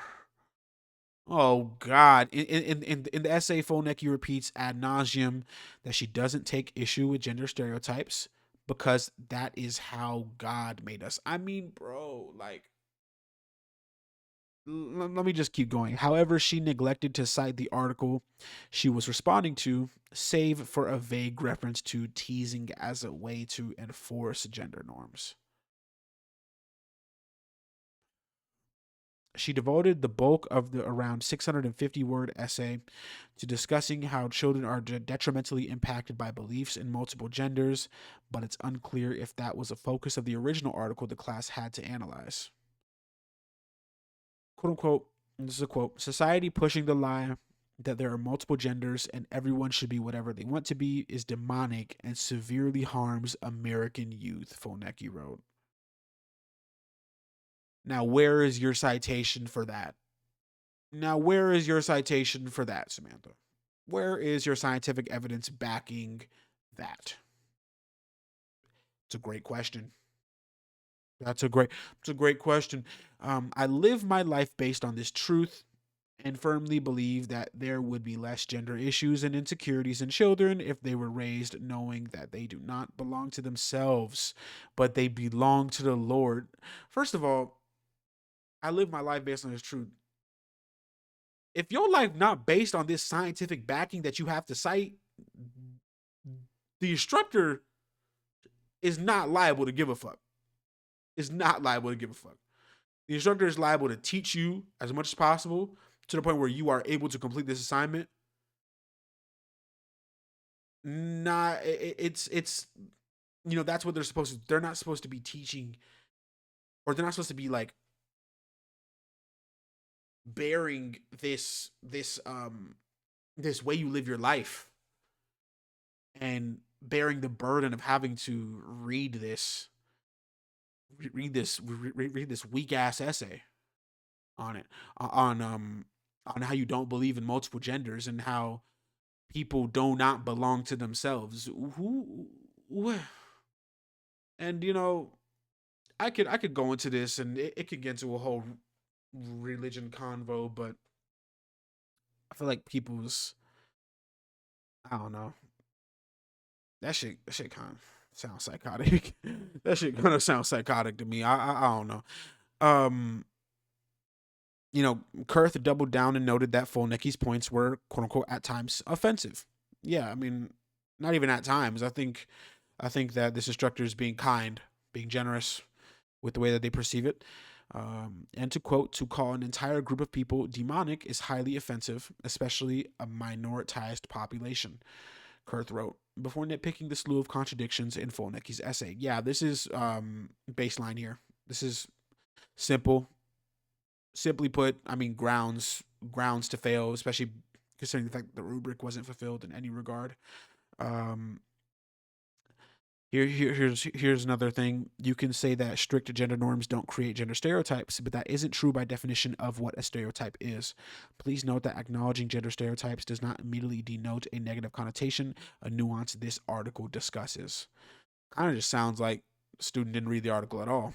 Kurth encouraged Fonecki to try to, quote unquote, apply some more perspective and empathy in her work moving forward, and noted that she is always welcome to share her criticisms in a way that is appropriate and using methodology of empirical psychology. Once again, this is a science-based course. This is a course that is diving into the science of the mind. The science of the mind. This isn't this isn't what's that one topic? This isn't theology. This isn't theology. Okay? This isn't a theology course. This isn't the study of God. If you want to do that, go major in theology. I'm sure that OU has has theology degrees or course that you can dabble in. And here's OU's fucking statement. The University of Oklahoma takes seriously concerns involving First Amendment rights, certainly including religious freedoms. Upon receiving notice from the student on the grading of an assignment, the university immediately began a full review of the situation and has acted swiftly to address the matter. First, the college acted immediately to address the academic issue raised by the student. College leaders contacted her on the day her letter was received and have maintained regular communication throughout the process. As previously stated, a formal grade appeals process was conducted. The process resulted in steps to ensure no academic harm to the student from the graded assignments. Second, the student reported filing a claim of illegal discrimination based on religious beliefs to the appropriate university office. OU has a clear process for reviewing such claims, and it has been activated. The graduate student instructor has been placed on administrative leave pending the finalization of this process. To ensure fairness in the process, a full time professor is serving as the course instructor for the remainder of the semester. OU remains firmly committed to fairness, respect, and protecting every student's right to express sincerely held religious beliefs. Bullshit, bullshit, bullshit. Bullshit, bullshit, bullshit. Like you gotta be fucking kidding me. So we just don't like so we just gonna eliminate any like thing when it comes to the science of the mind, to the study of the goings on of the mind and what is needed to be learned in order for this course's objective to be fulfilled. Mind boggling. Absolutely mind boggling. And you know what? It's not really surprising coming from the University of Oklahoma.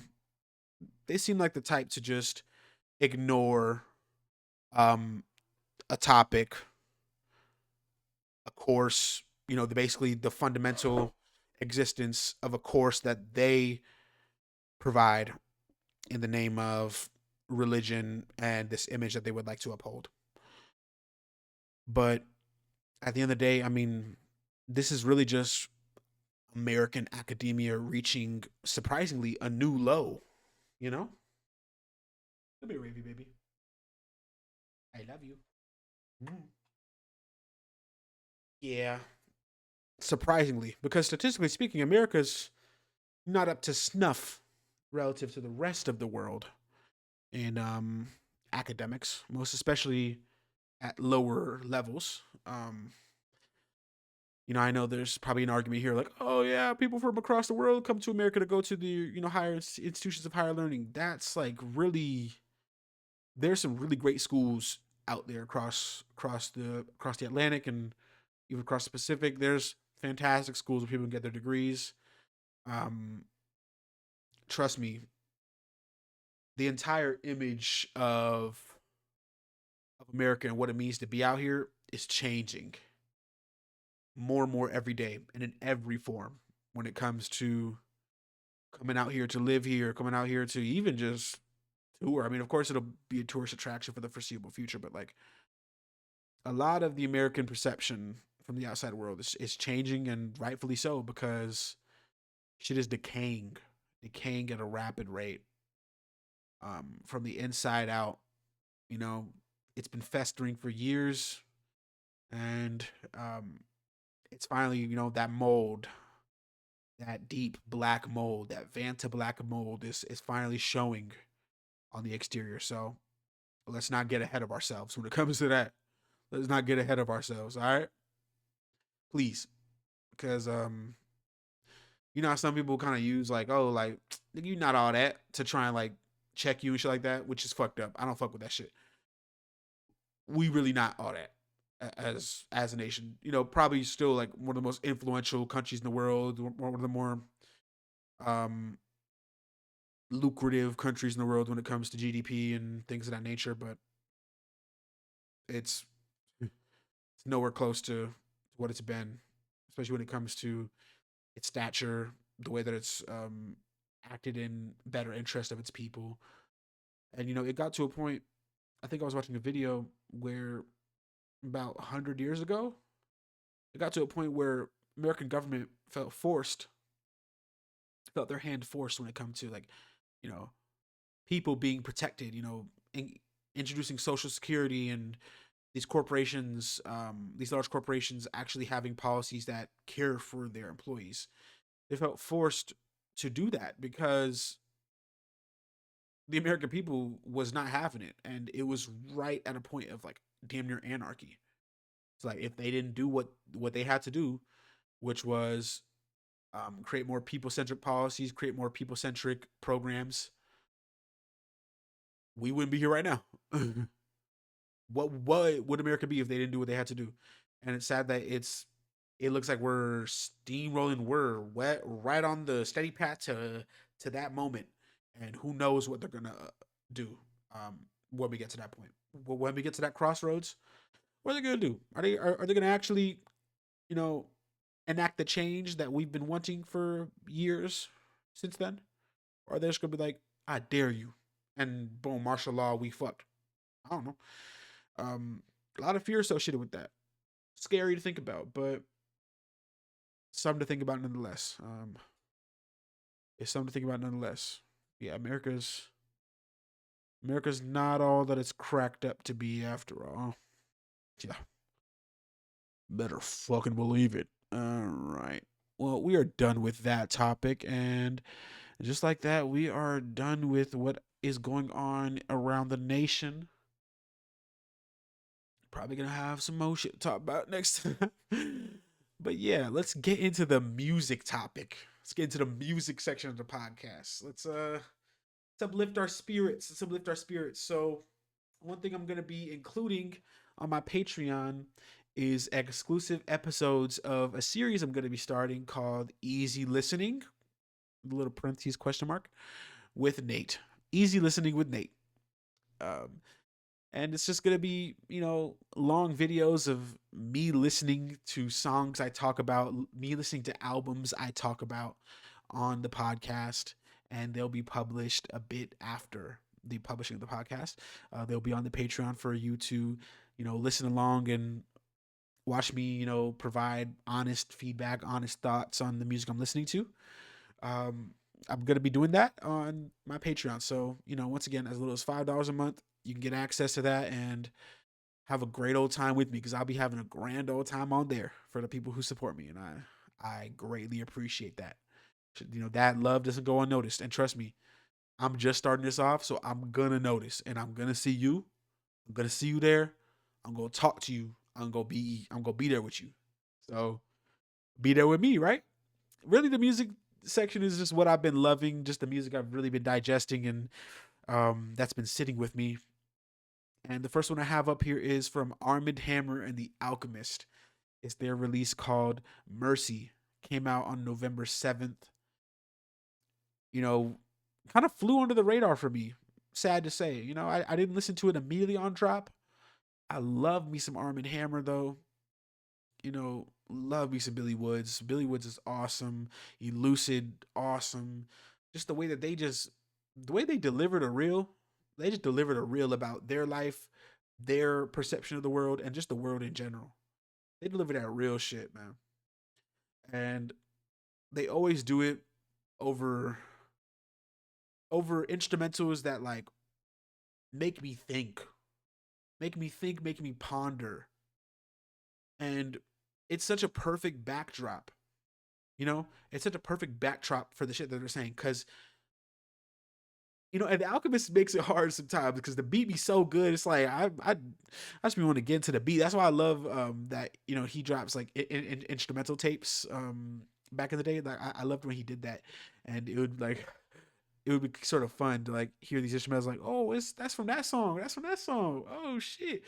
um but like no matter how hard the Alchemist makes it, I still feel like it's such a perfect backdrop to both digest these amazing chops, these amazing samples, these amazing everything about these beats, as well as what these guys got to say. And man, they got so many great things to say. They have so many amazing things to chew on. Oh man, Peshawar, such a good song. That's the second song on the tape. I love that shit. That instrumental was crazy. I love that song. I love Dog Eared. Oh, Dog Eared is so good. Um, oh my god, bro. Bro, there is so many good songs on that album, dog. Ah, I wish I would have been able to get it on vinyl. Um, looks like they still got a black one on there. Yeah, there could be. Oh yeah, looks like there is. I might have to cop right here in the very near future. But bro, Peshawar is such a good song. Calypso Gene, dip me in the water. Dip me in the water. Oh my goodness. So good. Dog eared. Once again, that instrumental just like tickles your ear and just these amazing vocals from Kapwani. Oh, so good. Pink Sifu on Crisis Phone came in guttural. No grabber. I see somebody on Twitter was like, bro, fuck what this nigga talking about. Fuck what this nigga was talking about. I ain't giving up that grabber, goddamn it. I was like, oh hell nah, boy. Nigga fiend. But no grabber, not ever. No grabber, no grabber, not man, so good. I never so good. Yo, Long John's, Quelle Chris, feature GOAT. You know how niggas was talking about Ty Dolla Sign on features and shit like that? Quelle Chris is kind of like that for like this area of the rap landscape because Buddy don't miss anything he on, just like is gold. Quelle Chris is genuinely one of the goats. Cleo Reed stand out feature artist on this tape. California Games with Earl. Earl is just supreme, bro. Supreme when it comes to this rap shit. Nigga is just too different. 100%. Just the way they, I don't know. He just never forces it too. But what he tells, it's it's really unfathomably real. It's unfathomably real shit. And once again, when you try too hard, I think he had stated a quote um like this some years back where you could tell when it goes from words and you just getting out your thoughts, and then it gets to a point where you just get into wordplay and you really get into rap. You get into the rap aspect of it, right? I feel like there's so much beauty in rap music. There's so much beauty in technicality, um in intentional lyricism, but when you're trying too hard to create these stanzas, to create these verses, to create these rhyme schemes, and it's leaving, it's getting further and further away from the space of effortlessness. um that's kind of when you're leaving your element, in my opinion. If it's not rolling off of you, of course, putting some more thought into it and doing some revisions, doing some new takes, they ain't hurt nobody. But when you're trying too hard to just get in get into this, like wanting it to be structured and wanting it to sound a certain way lyrically, and you're just, I don't know. I mean, I'm not trying to word it to the point where I'm being disingenuous to rap music I like. 'Cause I love technical lyrical rap 100%, but I also like rap that comes from the heart.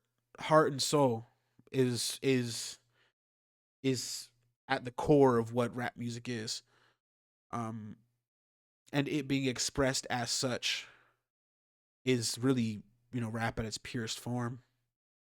Even in the lyrical rap, even when you hear, I mean, from recent memory, Tetsuo and Youth from Lupe Fiasco. a lot of that insane lyrical stuff. That's just Lupe Fiasco's greatness on display on a regular day, and it didn't sound like it was. It didn't sound like that to me. You know, it didn't sound like it was some meticulously constructed thing that was sort of built to get like put together like these like New York super skyscrapers that are like held together by like large metal weights in the middle of a building. It's like I don't know. It's like effortlessness in rap is like some of the coolest shit in my opinion. But once again, I'm not trying to sound disingenuous to rap music. All rap music is beautiful music, but yeah, I mean, he the way that he rocks out on his songs, his bodies of work can't be understated. How important of an artist Earl Sweatshirt is, and how important of a mind he is. Truly, what a guy! What a guy! California Games, truly a standout. Super Nintendo, amazing song. Ran that back multiple times first listen, and it kind of just reminded me of like, I don't know why I said it reminded me, as if I'm already there. I was just thinking about like traveling and like for some reason when I was listening to Super Nintendo, I was envisioning like myself living in Japan for a period of time, and it's like almost like a movie having this shot from like across an alleyway where an entrance to like my apartment would be, and it's like this like cute little pocket right here, right there in Tokyo, and it's just like the sound, the sounds, the way the instrumental um sounds so pretty and like I don't know, like just like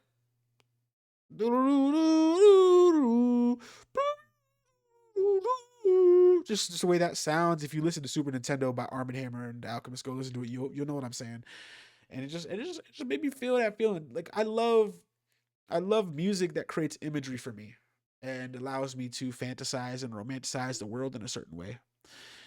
And I think the shot was like me, like or this like shot going into like this like beautiful open alleyway where my apartment existed or my home was, and I like stepped out and had like this like smirk, and I was wearing like regular pajamas and like this like bright slippers or something, and I just looked down, I saw this package, and I pick it up and I go back in, and the camera just like follows me into my place, and it's this beautiful place, and of course I have older Raven and Sage with me and stuff like that, but yeah, like I don't know, I'm just thinking about imagery and music, and you know music that evokes deep introspection, introspection of all types, when it comes to deep thought for myself and the world, or the world, or just things around me, things of the past, and the present, the future, even just music that evokes nostalgia, whether it's music from the past or just music that sounds like the past or sounds like a simpler time. I don't know, I love that shit so much. And hey, peak um peak illustration of that type of music right here with Mercy from Armand Hammer and The Alchemist. I'd seen there was some conflict between Armand Hammer and Kia over charms, and Kia not feeling like they were, correctly compensated for the work. And I understand her point of view when it comes to that. And they they removed her verse off of the charms, and I was saddened by that. Thankfully, the YouTube video wasn't changed, but like, dang, like don't let it get in the way of the music now. Please, that's one of my favorite Armie Hammer songs, and Key is a major part of that song, of that atmosphere, of the way that flowed through. Oh, so good, bro. But yeah, hope that gets smoothed out so we can get that song in its original beautiful form back on streaming. Thank you. Period. Thank you. Clap. Thank you. Clap. Next album that I've been rocking with is Navy Blues, The Sword and the Soaring. Probably one of my three favorite albums of the year. My three favorite albums probably being this one, Showbiz by Mike, and Music. by Playboy Cardi. Yeah, for sure. That's probably my top three for the year. And I'm confident in saying that. Just there's something about Sage Elsesser and Navy Blue, his journey with music, where it's just like he pops in his head, finds his outlet to express himself, and it's just like so smooth to me. The way that he just like stepped into this space, you know, better known for skateboarding and modeling and being one of Supreme's most frequent models, and um, he just etched himself into this game sort of out of nowhere for me some years back. And the way that he's evolved and flourished and created this catalog that I hold so near and dear to my heart. Yeah, absolutely insane. And extremely grateful for Sage Assessor and his work under the name Navy Blue. I mean, intention in music is something that I've seen as incredibly important. Intention when it comes to what you're saying and what you want to achieve when it comes to how you create your body of work, how you like flesh out the songs that you put out to the world, what it means to you. Of course, I feel like intention comes with like having fun with the music. Fun music is awesome. I love fun music. I love music that's grimy. I love music that can get vulgar. Hell yeah. Hell yeah. But I feel like when it comes to just this sort of intention with the way that I feel like Navy Blue, I feel like bro doesn't waste a single breath when it comes to what he's putting on these tracks and how it directly relates to his relationship with the universe around him, his family, his loved ones who are still here and who have passed on, his ancestral ties, his guides, and even the way that he's approached spirituality, and the fact that he cleared up on Twitter that a lot of the music on here isn't necessarily tied to spirituality or um some like God, some perception of God. I mean, I feel like God consciousness is like connecting with ancestors by way of venerating them, and I feel like that was so prominent on this record. The veneration of his loved one, the veneration of the people who came before him, who paved the way for his family to be what it is today, for the predecessors of his lineage. You know, something so beautiful about that. The way that he deals with grief, it's cutting. It's cutting because I feel like grief is so universal in one way, shape, or form. Across all of our lifetimes, we're gonna deal with grief. We're gonna deal with grief in some kind of way, you know? And it's hard. It's difficult all the same. It's a process. You'll go through multiple different steps in this process. Oh man. And it's real. And it makes me reflect. It makes me think because I'm thinking about it a few years on, and I never truly like sat and grieved or like grieved in a certain way about losing my granddad. And it makes me wonder if I shed a tear about it. And it makes me wonder if I ever allowed myself to to to give this vulnerability space and air out of a fear of not possessing strength at a trying time in my life. This was July 2023. I was going through a crazy time, you know, health scares in the family, own personal things, it was incredibly tough, and I feel like not creating space to process that will allow for that to be just unchecked and unaccounted for. Um, my only task to learn to grieve. The past will burn a hole in me. My only task to learn to grieve. The past will burn a hole in me. Yeah, there's a string of bars that I need to share with you. It's from Sunlight of the Spirit by Navy Blue. It's on The Sword and the Soaring. It's track 4. You know, um my only task to learn to grieve. The past will burn a hole in me. I learned to love the whole of me. And then I found my soul at ease. Safe travels to you, Captain. I know you watching over me. Peace, I can only wonder what it all really means. From a boy to a grown man, felt the pen alive in his own hand. And it's hard for me to own all the tears I done shed for my old man. I turned my purpose to the seaside and asked my worry to a slow dance. You can look me in my two eyes and see that I've only known a lone chance. I mean, just important, potent words right there.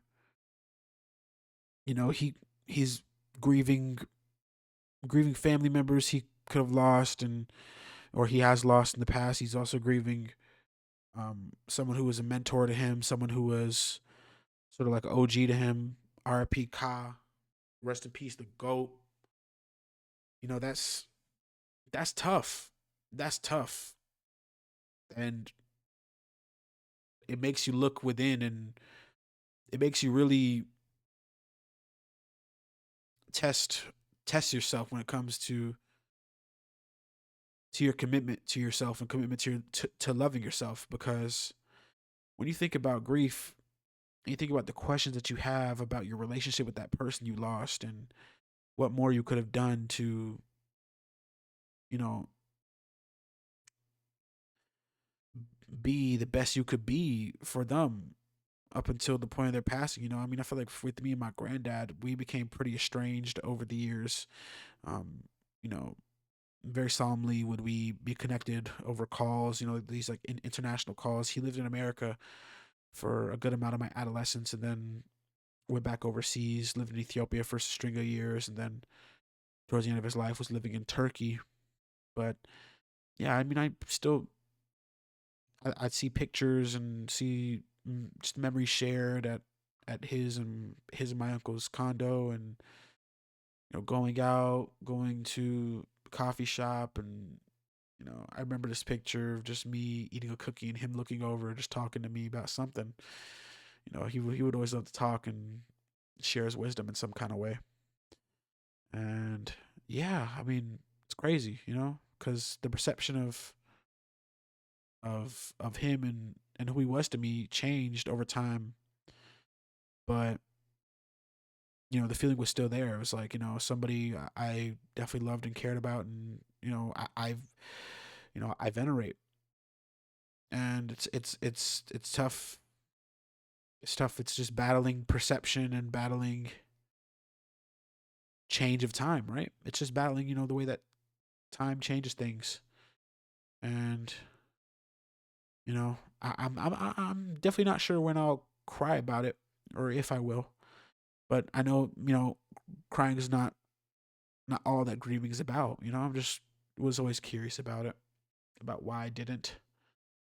And yeah, I mean, I don't know, just the way that Sage just tackles grief and tackles the world, how polarizing it could be with the beauty and the pain that it brings, and his relationship with his soul and the souls of the people alive in his life, and once again the people who aren't here with him in the material world. It's crazy. crazy. It's crazy reflective stuff. It's heavy music for a heavy time in the world, heavy time in many people's lives, and it's super necessary to me. That's why it's one of my albums of the year for sure. Truly, truly monolithic figure in this rap game to me, and a fantastic mind. There was an interview he did on the Jaded forum where, you know, there was a conversation, there was a topic on music, that could exist as a poison. It sort of comes back to my thoughts on the intention, you know, in music, and the type of music that can be created as a result. I think he was talking about like Laser Dim and how he was on the same festival lineup as Laser Dim, and he was just hearing like certain vibrations. He was hearing certain frequencies that just like he said that even like water wouldn't react properly to like the frequencies that existed on the Laser Dim beat on the instrumental.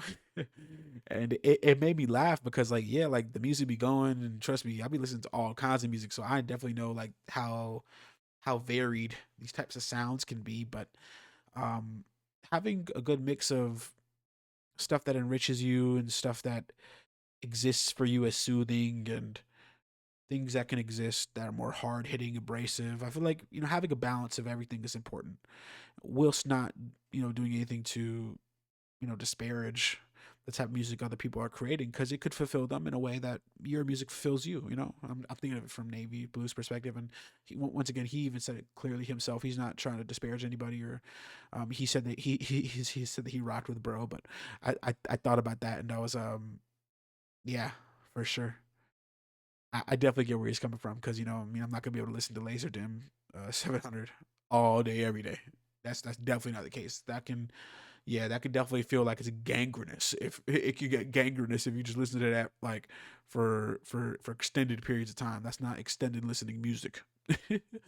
But yeah, that was definitely hilarious. Or that was something just like noteworthy for me to point out. Like poisonous frequencies, Loki do exist, and honestly, it's reflectiveness with nature is such a beautiful thing to consider when it comes to nature's position in our world, and that's important.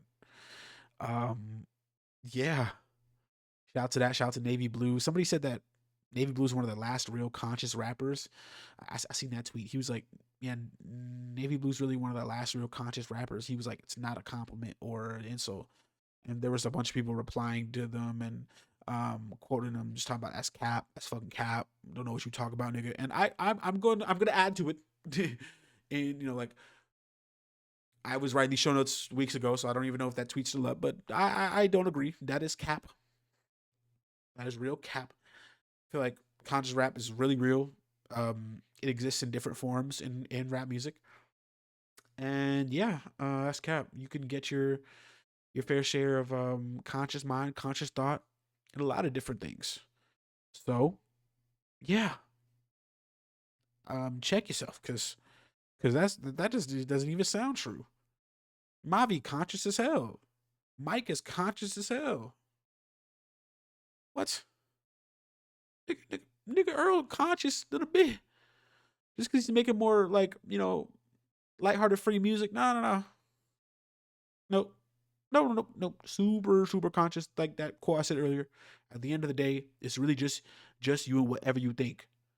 Air mellow you strength. That's what. That's dealing directly with the conscious mind. Is directly with your mind, your consciousness. Nah, bro. Conscious rap is not dying to the point where Navy Blue's the last real conscious rapper. I don't even know what he quantifies as real conscious rapper, but whoever tweeted that, I don't know. I don't even have the tweet no more. I tried to find it when I was writing the show notes, but I couldn't find it. Sorry. Yeah. Shout out to Sword and Soaring. Give that a listen. Amazing album. Another piece of music I've been rocking with is Standing on the Corner. Standing on the Corner's Red Burns from 2017.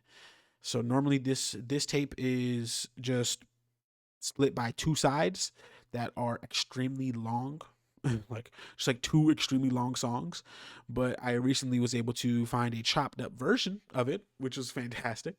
I was able to find a chopped up version where I can get all the individual songs and just kind of like dibble and dabble on the ones I want to listen to.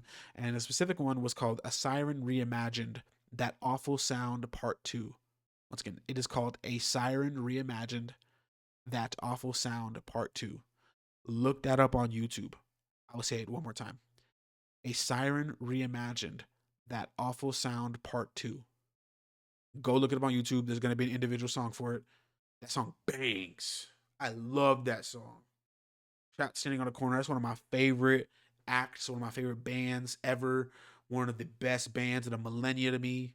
Goated music. Shout out to everybody. Shout out to Giovanni. Goated. 100%. Next song is from Diamond. It's called R.I.P. Follies. Well, just live I can't about it. I mean, you know how there's songs where like you will know the lyrics if it's on. Yeah, for sure. Shout out to that song. That's hard. Diamond, one of the unks in the underground scene, like the underground rap scene, bro. He 28. Nigga 28 popping his shit in the underground, which is crazy, but hey, I respect it, bro. It shows it's never too late to get after that. Hey, bro, I'm 26 starting a podcast empire. You know, it'll never be too late for anybody to embark on anything. Nigga, Danny Brown was started popping his shit late in the bitch, probably later than Diamond, and he over here 40 years old talking about, yeah, I've been listening to a lot of Lucy Bedrock. If you know, you know. Oh my god, if you know, you know. Yo, so you know, you could be younger with it. You could be younger just as with it, cause Diamond making that fire shit and he hit like it's real underground rap stuff, you know. If you think about these bigger names out here making underground rap music, yeah. If you're not familiar with Diamond, get familiar. Also, another song, "Bada Bing, Bada Boom." You may have heard this one if you're a bit more tapped in, or you know, even if you're a bit less. It's popping. It's featuring Bro Teasus. Yeah, give that a listen as well. That song, I was addicted to that song a while back. Great album, great song right there. Shout out to Diamond, pop his shit. Ken Carson's Margella. I've been on that too. Margella, Mason, Mason. Once again, I'm listening to all these songs on my Patreon. I'm gonna be doing just a large mega video, just listening to everything. So it's like gonna be a couple hours long. Um, so I mean, I'm not gonna listen to all of Redburn's though. I'm just listening to a Sign Rematch. I'm not listening to all that album. That's a long ass album. So yeah, I'm gonna be tapped in with all these on the Patreon. You can come follow me on there. But I also Yasin Bey, also known as Most Def, one of the goats, my legend. A song called Kijani, Kijani. Once again, Kijani by Yasin Bey, Kijani. Um, Green Grapes. It's produced by The Alchemist. It's not an officially released song. I think it was like premiered on a radio show or something like that, and it's on YouTube. Go look it up. Yasin Bey, Kijani. Yasin is Yasiin, and Bey, Bey, Kijani, Kijani. There are times I sit and wonder, can I really be cute forever? I love that. I love that song so much. Do they love you or do they just want you? A long, long life between value. I love that. I love that song, bro. Wow, such great music. Another song I've been rocking with is Zeros by Sneak. Sneak is a really fire rapper. I mean, he's a part of the Ball Hog Collective, which is something that's spun up by um, a very very well known legendary streamer Bruce Dropomoff. He spun up his own little collective called Ball Hog, which includes a label where he signed on a couple really talented young folks. Man, like them kids going crazy. Shout out to Protect. Shout out to Sneak. Shout out to 77. Shout out to the entire Ball Hog label. Shout out to DEO. I'm big DEO for sure. You already know how it go. Shout out to all that. Zero's been on repeat since it came out. That's a pretty fun beat too. Shout out to Pretty Fun. Pretty Fun is fire. Prettifun. Pretty Fun. Go listen to his music too. He got Uzi sign him. Uzi sign him to your label. Speaking of Uzi, been listening to all the new singles. I am an addict. I went to cabbage. I went to Metis. Her ass Metis. Coulda Garado. People rubbing their bodies. G-Wagon on smashing. Yeah, no, for sure. We listen to all the Uzi. They've been going crazy with the regular two that just came out yesterday. Regular's crazy. Chanel, I just went with her. Like, relevant. How you say that? Relevant. I'm literally singing the same song. It's just relevant, but Chanel is fire. Chanel. I love. Yeah. Shout out to Uzi. They gonna always create a vibe, bro. Shout out to Lil Uzi Vert. I've been on Skywater. It's called Say Jordan. That's on SoundCloud. Just look up Say Jordan, and you'll find it. It's under her profile called. It's just Lily. So go on SoundCloud, look up Say Jordan Skywater, or just look up Say Jordan Lily Lily. She been going crazy, been popping that. No pun intended. Shout out to the song Pop. No, great music on that front. Great vibe. The transition. Also, the producers on that. It was like Ginseng, J Trench, and somebody else. Oh my god. I was like, damn, stacked. Went too stupid. I can't wait for what she got coming up next. I've been banging a whole lot of red. It's that time of year. Towards the end of the year, a whole lot of red season. 5th year anniversary coming up. It's crazy. Sadly enough, see that the vinyl that Cardi's releasing for the 5th year anniversary doesn't include any bonus songs, which sucks because he should have dropped some from the Red era, in my opinion. Definitely a whole lot of Red, maybe Volume 1 songs, some Grails on there. Also, some of these songs that he's been teasing on his like backup Instagram, on his like burner, on his like fifth Insta, he's been singing some old songs. He's been singing Designer Shoes and stuff like that. You just need to not go, you, oh, so, oh. So you're gonna, interesting. So you're gonna release multiple songs weeks after music came out. Just gonna add it onto the album, and then release some songs that were released as Lucy Instagram videos and stuff like that after music came out. But you're not gonna give us a 5th year anniversary edition, even on vinyl that includes additional songs. Okay. I understand. I still love Whole Lot of Red though. Amazing body of work. I was a day one Whole Lot of Red defender, by the way. Even if I wasn't like super crazy about like certain parts of the album when it immediately came out, I was still on it. I was like, bro, like some of these peaks are crazy. I was a defender. So yeah, Whole Lot of Red, amazing album. Perfect Christmas music. I would try to sound trippy, really funny new about trippy. My fault. Yeah, some rap songs by Earl Sweatshirt. The 7th year anniversary was on November 30th. Yeah, for this time of year, beautiful music. The album changed my life. The album changed me. The album chemically altered my brain for the better. That album shaped me really when it came to how I, perceive the self, how I perceive life, how I perceive a lot of different things. And not completely perceiving life, but there's a lot of aspects to it that were, um, you know, that were brought to my attention again that I thought about deeper because of this album and the introspection that existed in it and the dark place that it came from. It's a very warm and it's a very comfortable place, even in some of the most guttural and contorted works in there, even in like Peanut. I mean, that's just real stuff. That's just real stuff all the way down. As a car pedal to the metal, lost foot and there was sugar in my gas tank. My cushion was a bosom on bad days. It's not a black woman I can't thank. Called crying when I told you it's the last days. Oh mine. Amazing album. Some rap songs by Earl Sweatshirts. Always be up there. It's one of my favorite albums, if not my favorite album ever. Dominates my last FM most listened to songs. like across the top 20, like a good amount of those of my top 20 most listened to songs on last FM are from some rap songs. It's real deal music, yo. So yeah, I mean, shout to that. That sort of ends the music section. That ends the music section.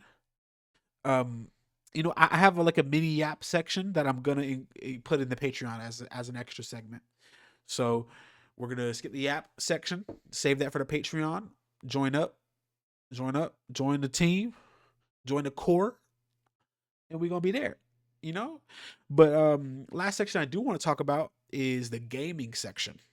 I do have a dedicated section for gaming, and dang, the game of the year nominees is freaking insane. Freaking insane, dude. Like, game of the year nominees, of course, Expedition 33, Claire Obscure Expedition 33, amazing game that I have so much fun playing every time I pick it up. I need to finish it. I need to finish it. I need to finish it, but I love it. And I think it should win, especially relative to everything else. I mean, Death Stranding 2 on the beach, I've heard great things about it. Donkey Kong Bonanza is always going to have a conversation. It's a Nintendo game. I think I heard some good things about it. I'm not sure if I heard anything really. Hades 2's in competition. That's compy. Hollow Knight Silk Song. I've heard things. It's compy. Kingdom Come Deliverance 2. Compy, right? No, I think Expedition 33 should win it. Expedition 33 should win it. It's a fantastic game. It's a great story. I love it. And it's made by such a small team too. Bro, it won out how many categories though? Pull show notes. It didn't win. It got nominated for Game of the Year, Best Game Direction, Best Narrative, Best Art Direction, Best Score and Music, Best Audio Design, Best Performance, Best Independent Game, Best Debut Indie Game, and Best RPG. Yeah, you count it. One, two, three, four, five, six, seven, eight, nine, 10 categories. Wow. I mean, well deserved in my opinion, and and that's coming from a person who hasn't even finished the game yet. Absolutely insane stuff. 100% worth the playthrough. Um, I can't wait to get back into it myself, but absolutely insane. Definitely looking forward to the Game Awards when it does air. When does the Game Awards air? I don't know. When does the Game Awards air? Imaginary co-host. When does the Game Awards air? Let's see, because I know it's usually towards the end of the year, of course, to wrap it up. Oh, December 11th. So it's got 8 days until the Game Awards 2025. Excited to see who wins in what categories. Another huge piece of gaming news: Valve announces new Steam hardware over the past few weeks, which was insane. Um, Coming in 2026, they're releasing a Steam controller, a Steam frame for VR and like sort of like heads or like a little headset for that, and then a Steam machine, essentially a mini PC, like a micro PC, but console form factor, console capability, especially in tandem with the Steam controller, and people were raving. They were like, "Holy crap! They're about to end the console wars. They're about to obliterate it, especially if they release it at a fair price point." Right? Right. I mean, the specs aren't that bad. There's more to be desired, especially from something that you can load a whole operating system onto and treat as a PC. But definitely would have loved an option to increase RAM a little bit. Knowing how RAM is priced nowadays, especially as of recent few weeks, yeah, might be a lofty expectation. But honestly, I do think that 16 gigs of DDR5 RAM and 8 gigabytes of VRAM, which is essentially the GPU, I feel like that should be more than enough for what it'll be used for. I don't think it should be used for like super hefty titles. I'm not sure. I think Valve was say they can run like 4K 60 perfectly fine, but some people were saying it was going to be like some upscaling, some filtering that could mess with like overall quality of the game. Me personally, I would probably maybe run competitive shooters 1080p, 1080p 120 max. Keep stuff medium settings, especially given this type of hardware. I mean, I've dealt with my last PC had 9800 X3D, 32 gigabytes of DDR5 RAM, and an 8 gigabyte VRAM GPU, which was pretty solid. A little bit of a bottleneck, but it ran everything I needed just fine. Apex was smooth 144 frames, 1080p. Diablo 4 a lot of the time was smooth. like medium to highish settings. 144 flat was working perfect until Diablo 4 was like bugging out with some like game crash issues that were reported by more than me. Um, so I mean, I feel like this should be okay for stuff just turned down to medium settings, and if you wanted to run that super upscaling, um, 4K stuff, you can. I mean, I feel like this will be cool too for the capability. You can literally port Windows and or you could boot up into Windows. I mean, I'd probably put Linux on it too. That it seems like there's a lot of cool capability, especially if it's priced right. However, there's been a lot of discussion around these pricing concerns, and me personally, I was saying I was speaking like if it's anywhere close to what the PS5 is, even Xbox right now, it's over. Console wars is over because people having PC capabilities at the you know at the touch of their fingertips, just right at their fingertips. Uh they cook, but no. Valve apparently denied this, and they said that it would not be console pricing. I think Linus Tech Tips talked about it, and they were like, "No." They clapped right back, and they was like, "No, no, no, no, no, no, no, no, no, no. No, it's not going to be $500."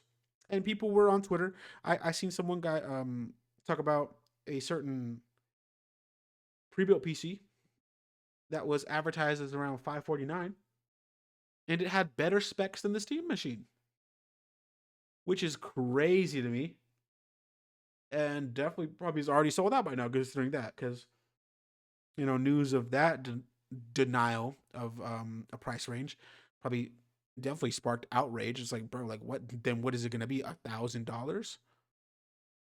You're advertising it as this kind of like next level console-esque experience. You know, it's giving. Why not just keep my PS5 or get one? Why not just keep my Xbox or get one? I know Xbox is a bit more pricey nowadays. They did a price increase of Xboxes, but like, you know, I mean, I don't know. And whoever posted that, like, hey, bro, 549 for better specs and it's a PC itself, clocked your T, clocked the ever living shit out of your T. Let me know. And this leads me to think like, why not just get that type of like super budget pre built PC?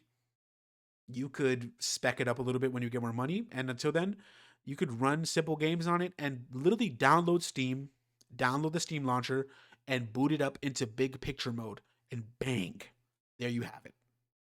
Essentially a console experience. You do that and get a Steam controller? That's your old Steam machine. What? I mean, and you're getting it for cheaper than apparently what this will be because they're denying console pricing, which is, around 500 to $600. I don't know. I don't know. It's like, I saw in Micro Center for Cyber Week, they had a crazy pre-built for $13.99. It had a 5070, an RTX 5070. That's like sort of lower tier, but like the like lower tier of the next gen, which is still crazy. It's still a really good card. Um, and I think it had good specs outside of that too. Like, why not just save up some extra cash and just get that? Go for glory, a full fledged PC, where you could do more than whatever the Steam Deck or excuse me, the Steam machine can do. If you're looking for portability, like like TV gameplay, why not just save your money and get a console? I don't know. And just maybe make the sacrifice. There's people who out here who are not going to shell out that much cash for the pretty versatile experience you can get from the Steam machine. It's just a lot of arguments that can be had, and I feel like it's going to be in favor of people um not actually pulling the trigger on the Steam machine if it's unreasonably priced, at least relative to expectation. And that leads me to discuss expectations.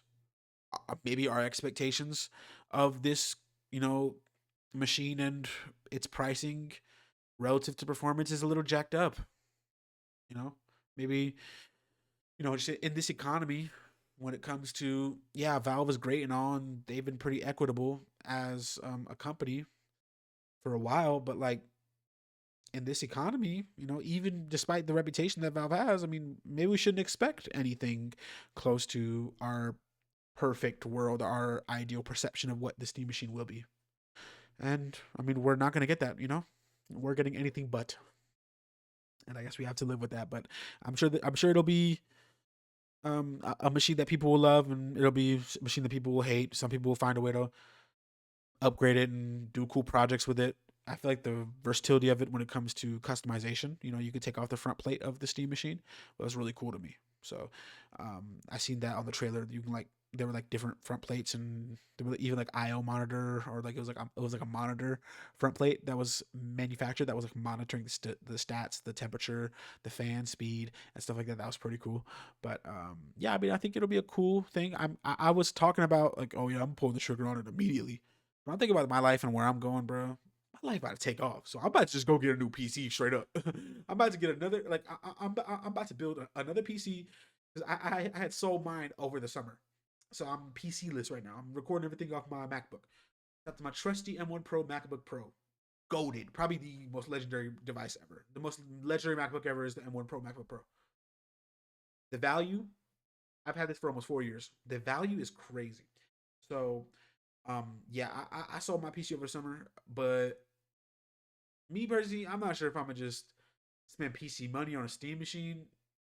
I might just get the controller because the controller looks really, really, really cool, and then just go for in the future when I'm able, you know, when I start reaping the fruits of my labor, I'm gonna probably just go for like a whole new PC build or get a high end pre built if I can. But we'll see what happens for me on that front down the road. I've pretty vetted in the PC game. I've had two PCs in my time, one being a pre-built and one being a self-built. That was something I treasured. I spent a lot of time on it, and I got it figured out, and it worked like a charm. But yeah, we'll see what the future holds on that front, and we'll see what the future holds for Valve and the Steam machine. Um, I want to touch on Arc Raiders a little bit. Arc Raiders is sort of an extraction game. It's like an extraction shooter. Um, a, a major success. A major success. Definitely would be up there in game of the year discussions if it came out in time for eligibility. I mean, it's a generally favorable game according to Metacritic. Has an 86 Metascore based on 55 critic reviews. So critics damn near raving about this. User score is a 7.9, which honestly isn't bad for users. Usually see that be a little bit lower. And I feel like that changes as the game ages and as people's experience, develops. So, yeah, I feel like it's still not that bad for 1,108 user ratings that vary on experience. Maybe wanting more out of it, maybe wanting, like more POIs, more maps, more customizability when it comes to their experience, maybe more inventory. I don't know. I've only played the beta of Arc Raiders, and I enjoyed it for a little bit, but I feel like there's a lot more fun I could have had in the weekend that I had my hands on it around mid October, like October. Whatever the middle of October was. I think it was 2 weeks prior to release. So yeah, I mean, I definitely could have had a lot more fun with it, but I feel like I would have enjoyed it more with friends too.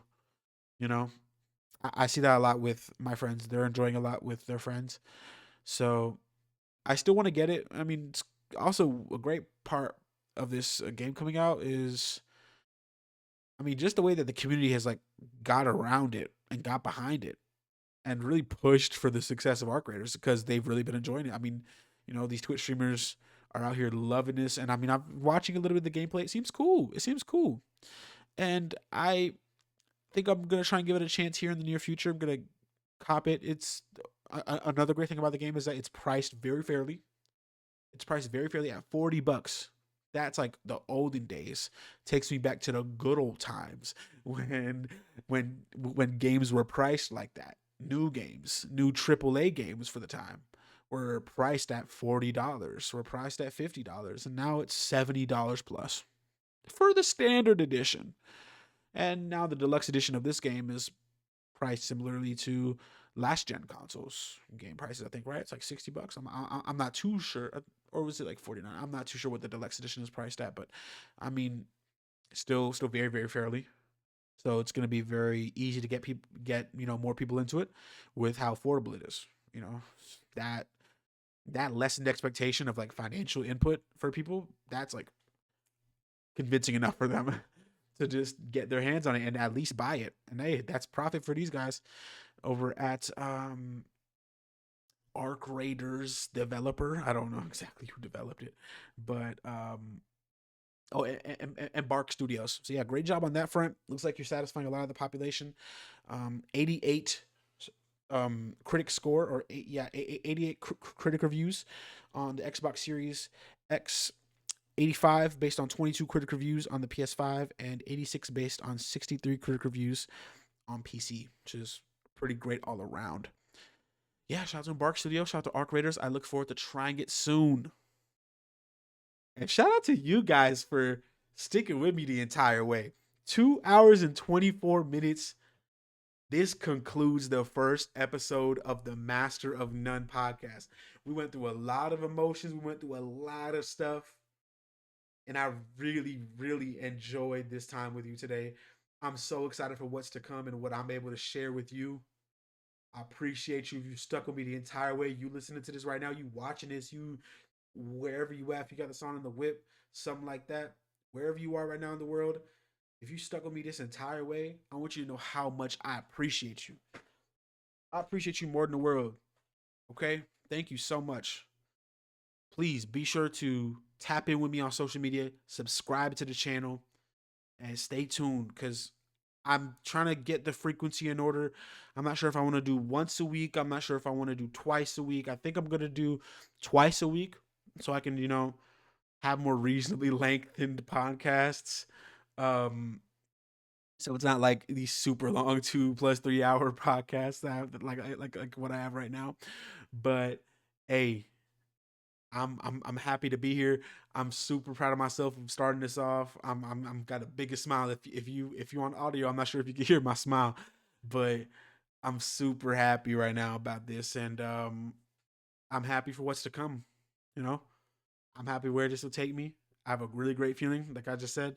Been in a season of stillness, but I feel like life's about to take me somewhere. It's taking me to my dreams. It's taking me to my wildest dreams. I can feel it. I can feel it, y'all. And I'm really happy. I'm excited to go on that journey with you all. And I appreciate you more than the world. Once again, tap in with me. All links in the description below. Subscribe to this channel. Stay tuned. Turn on the bell for more. Tap in with me. Add this podcast to your podcast list. Follow it. Subscribe to it. Rate it highly on every platform. Tap in with me, bro. Tap in with me, family. I love y'all. Stay tuned for more. Hey, take care of yourself, be good to yourself, and be good to others. All right. Peace.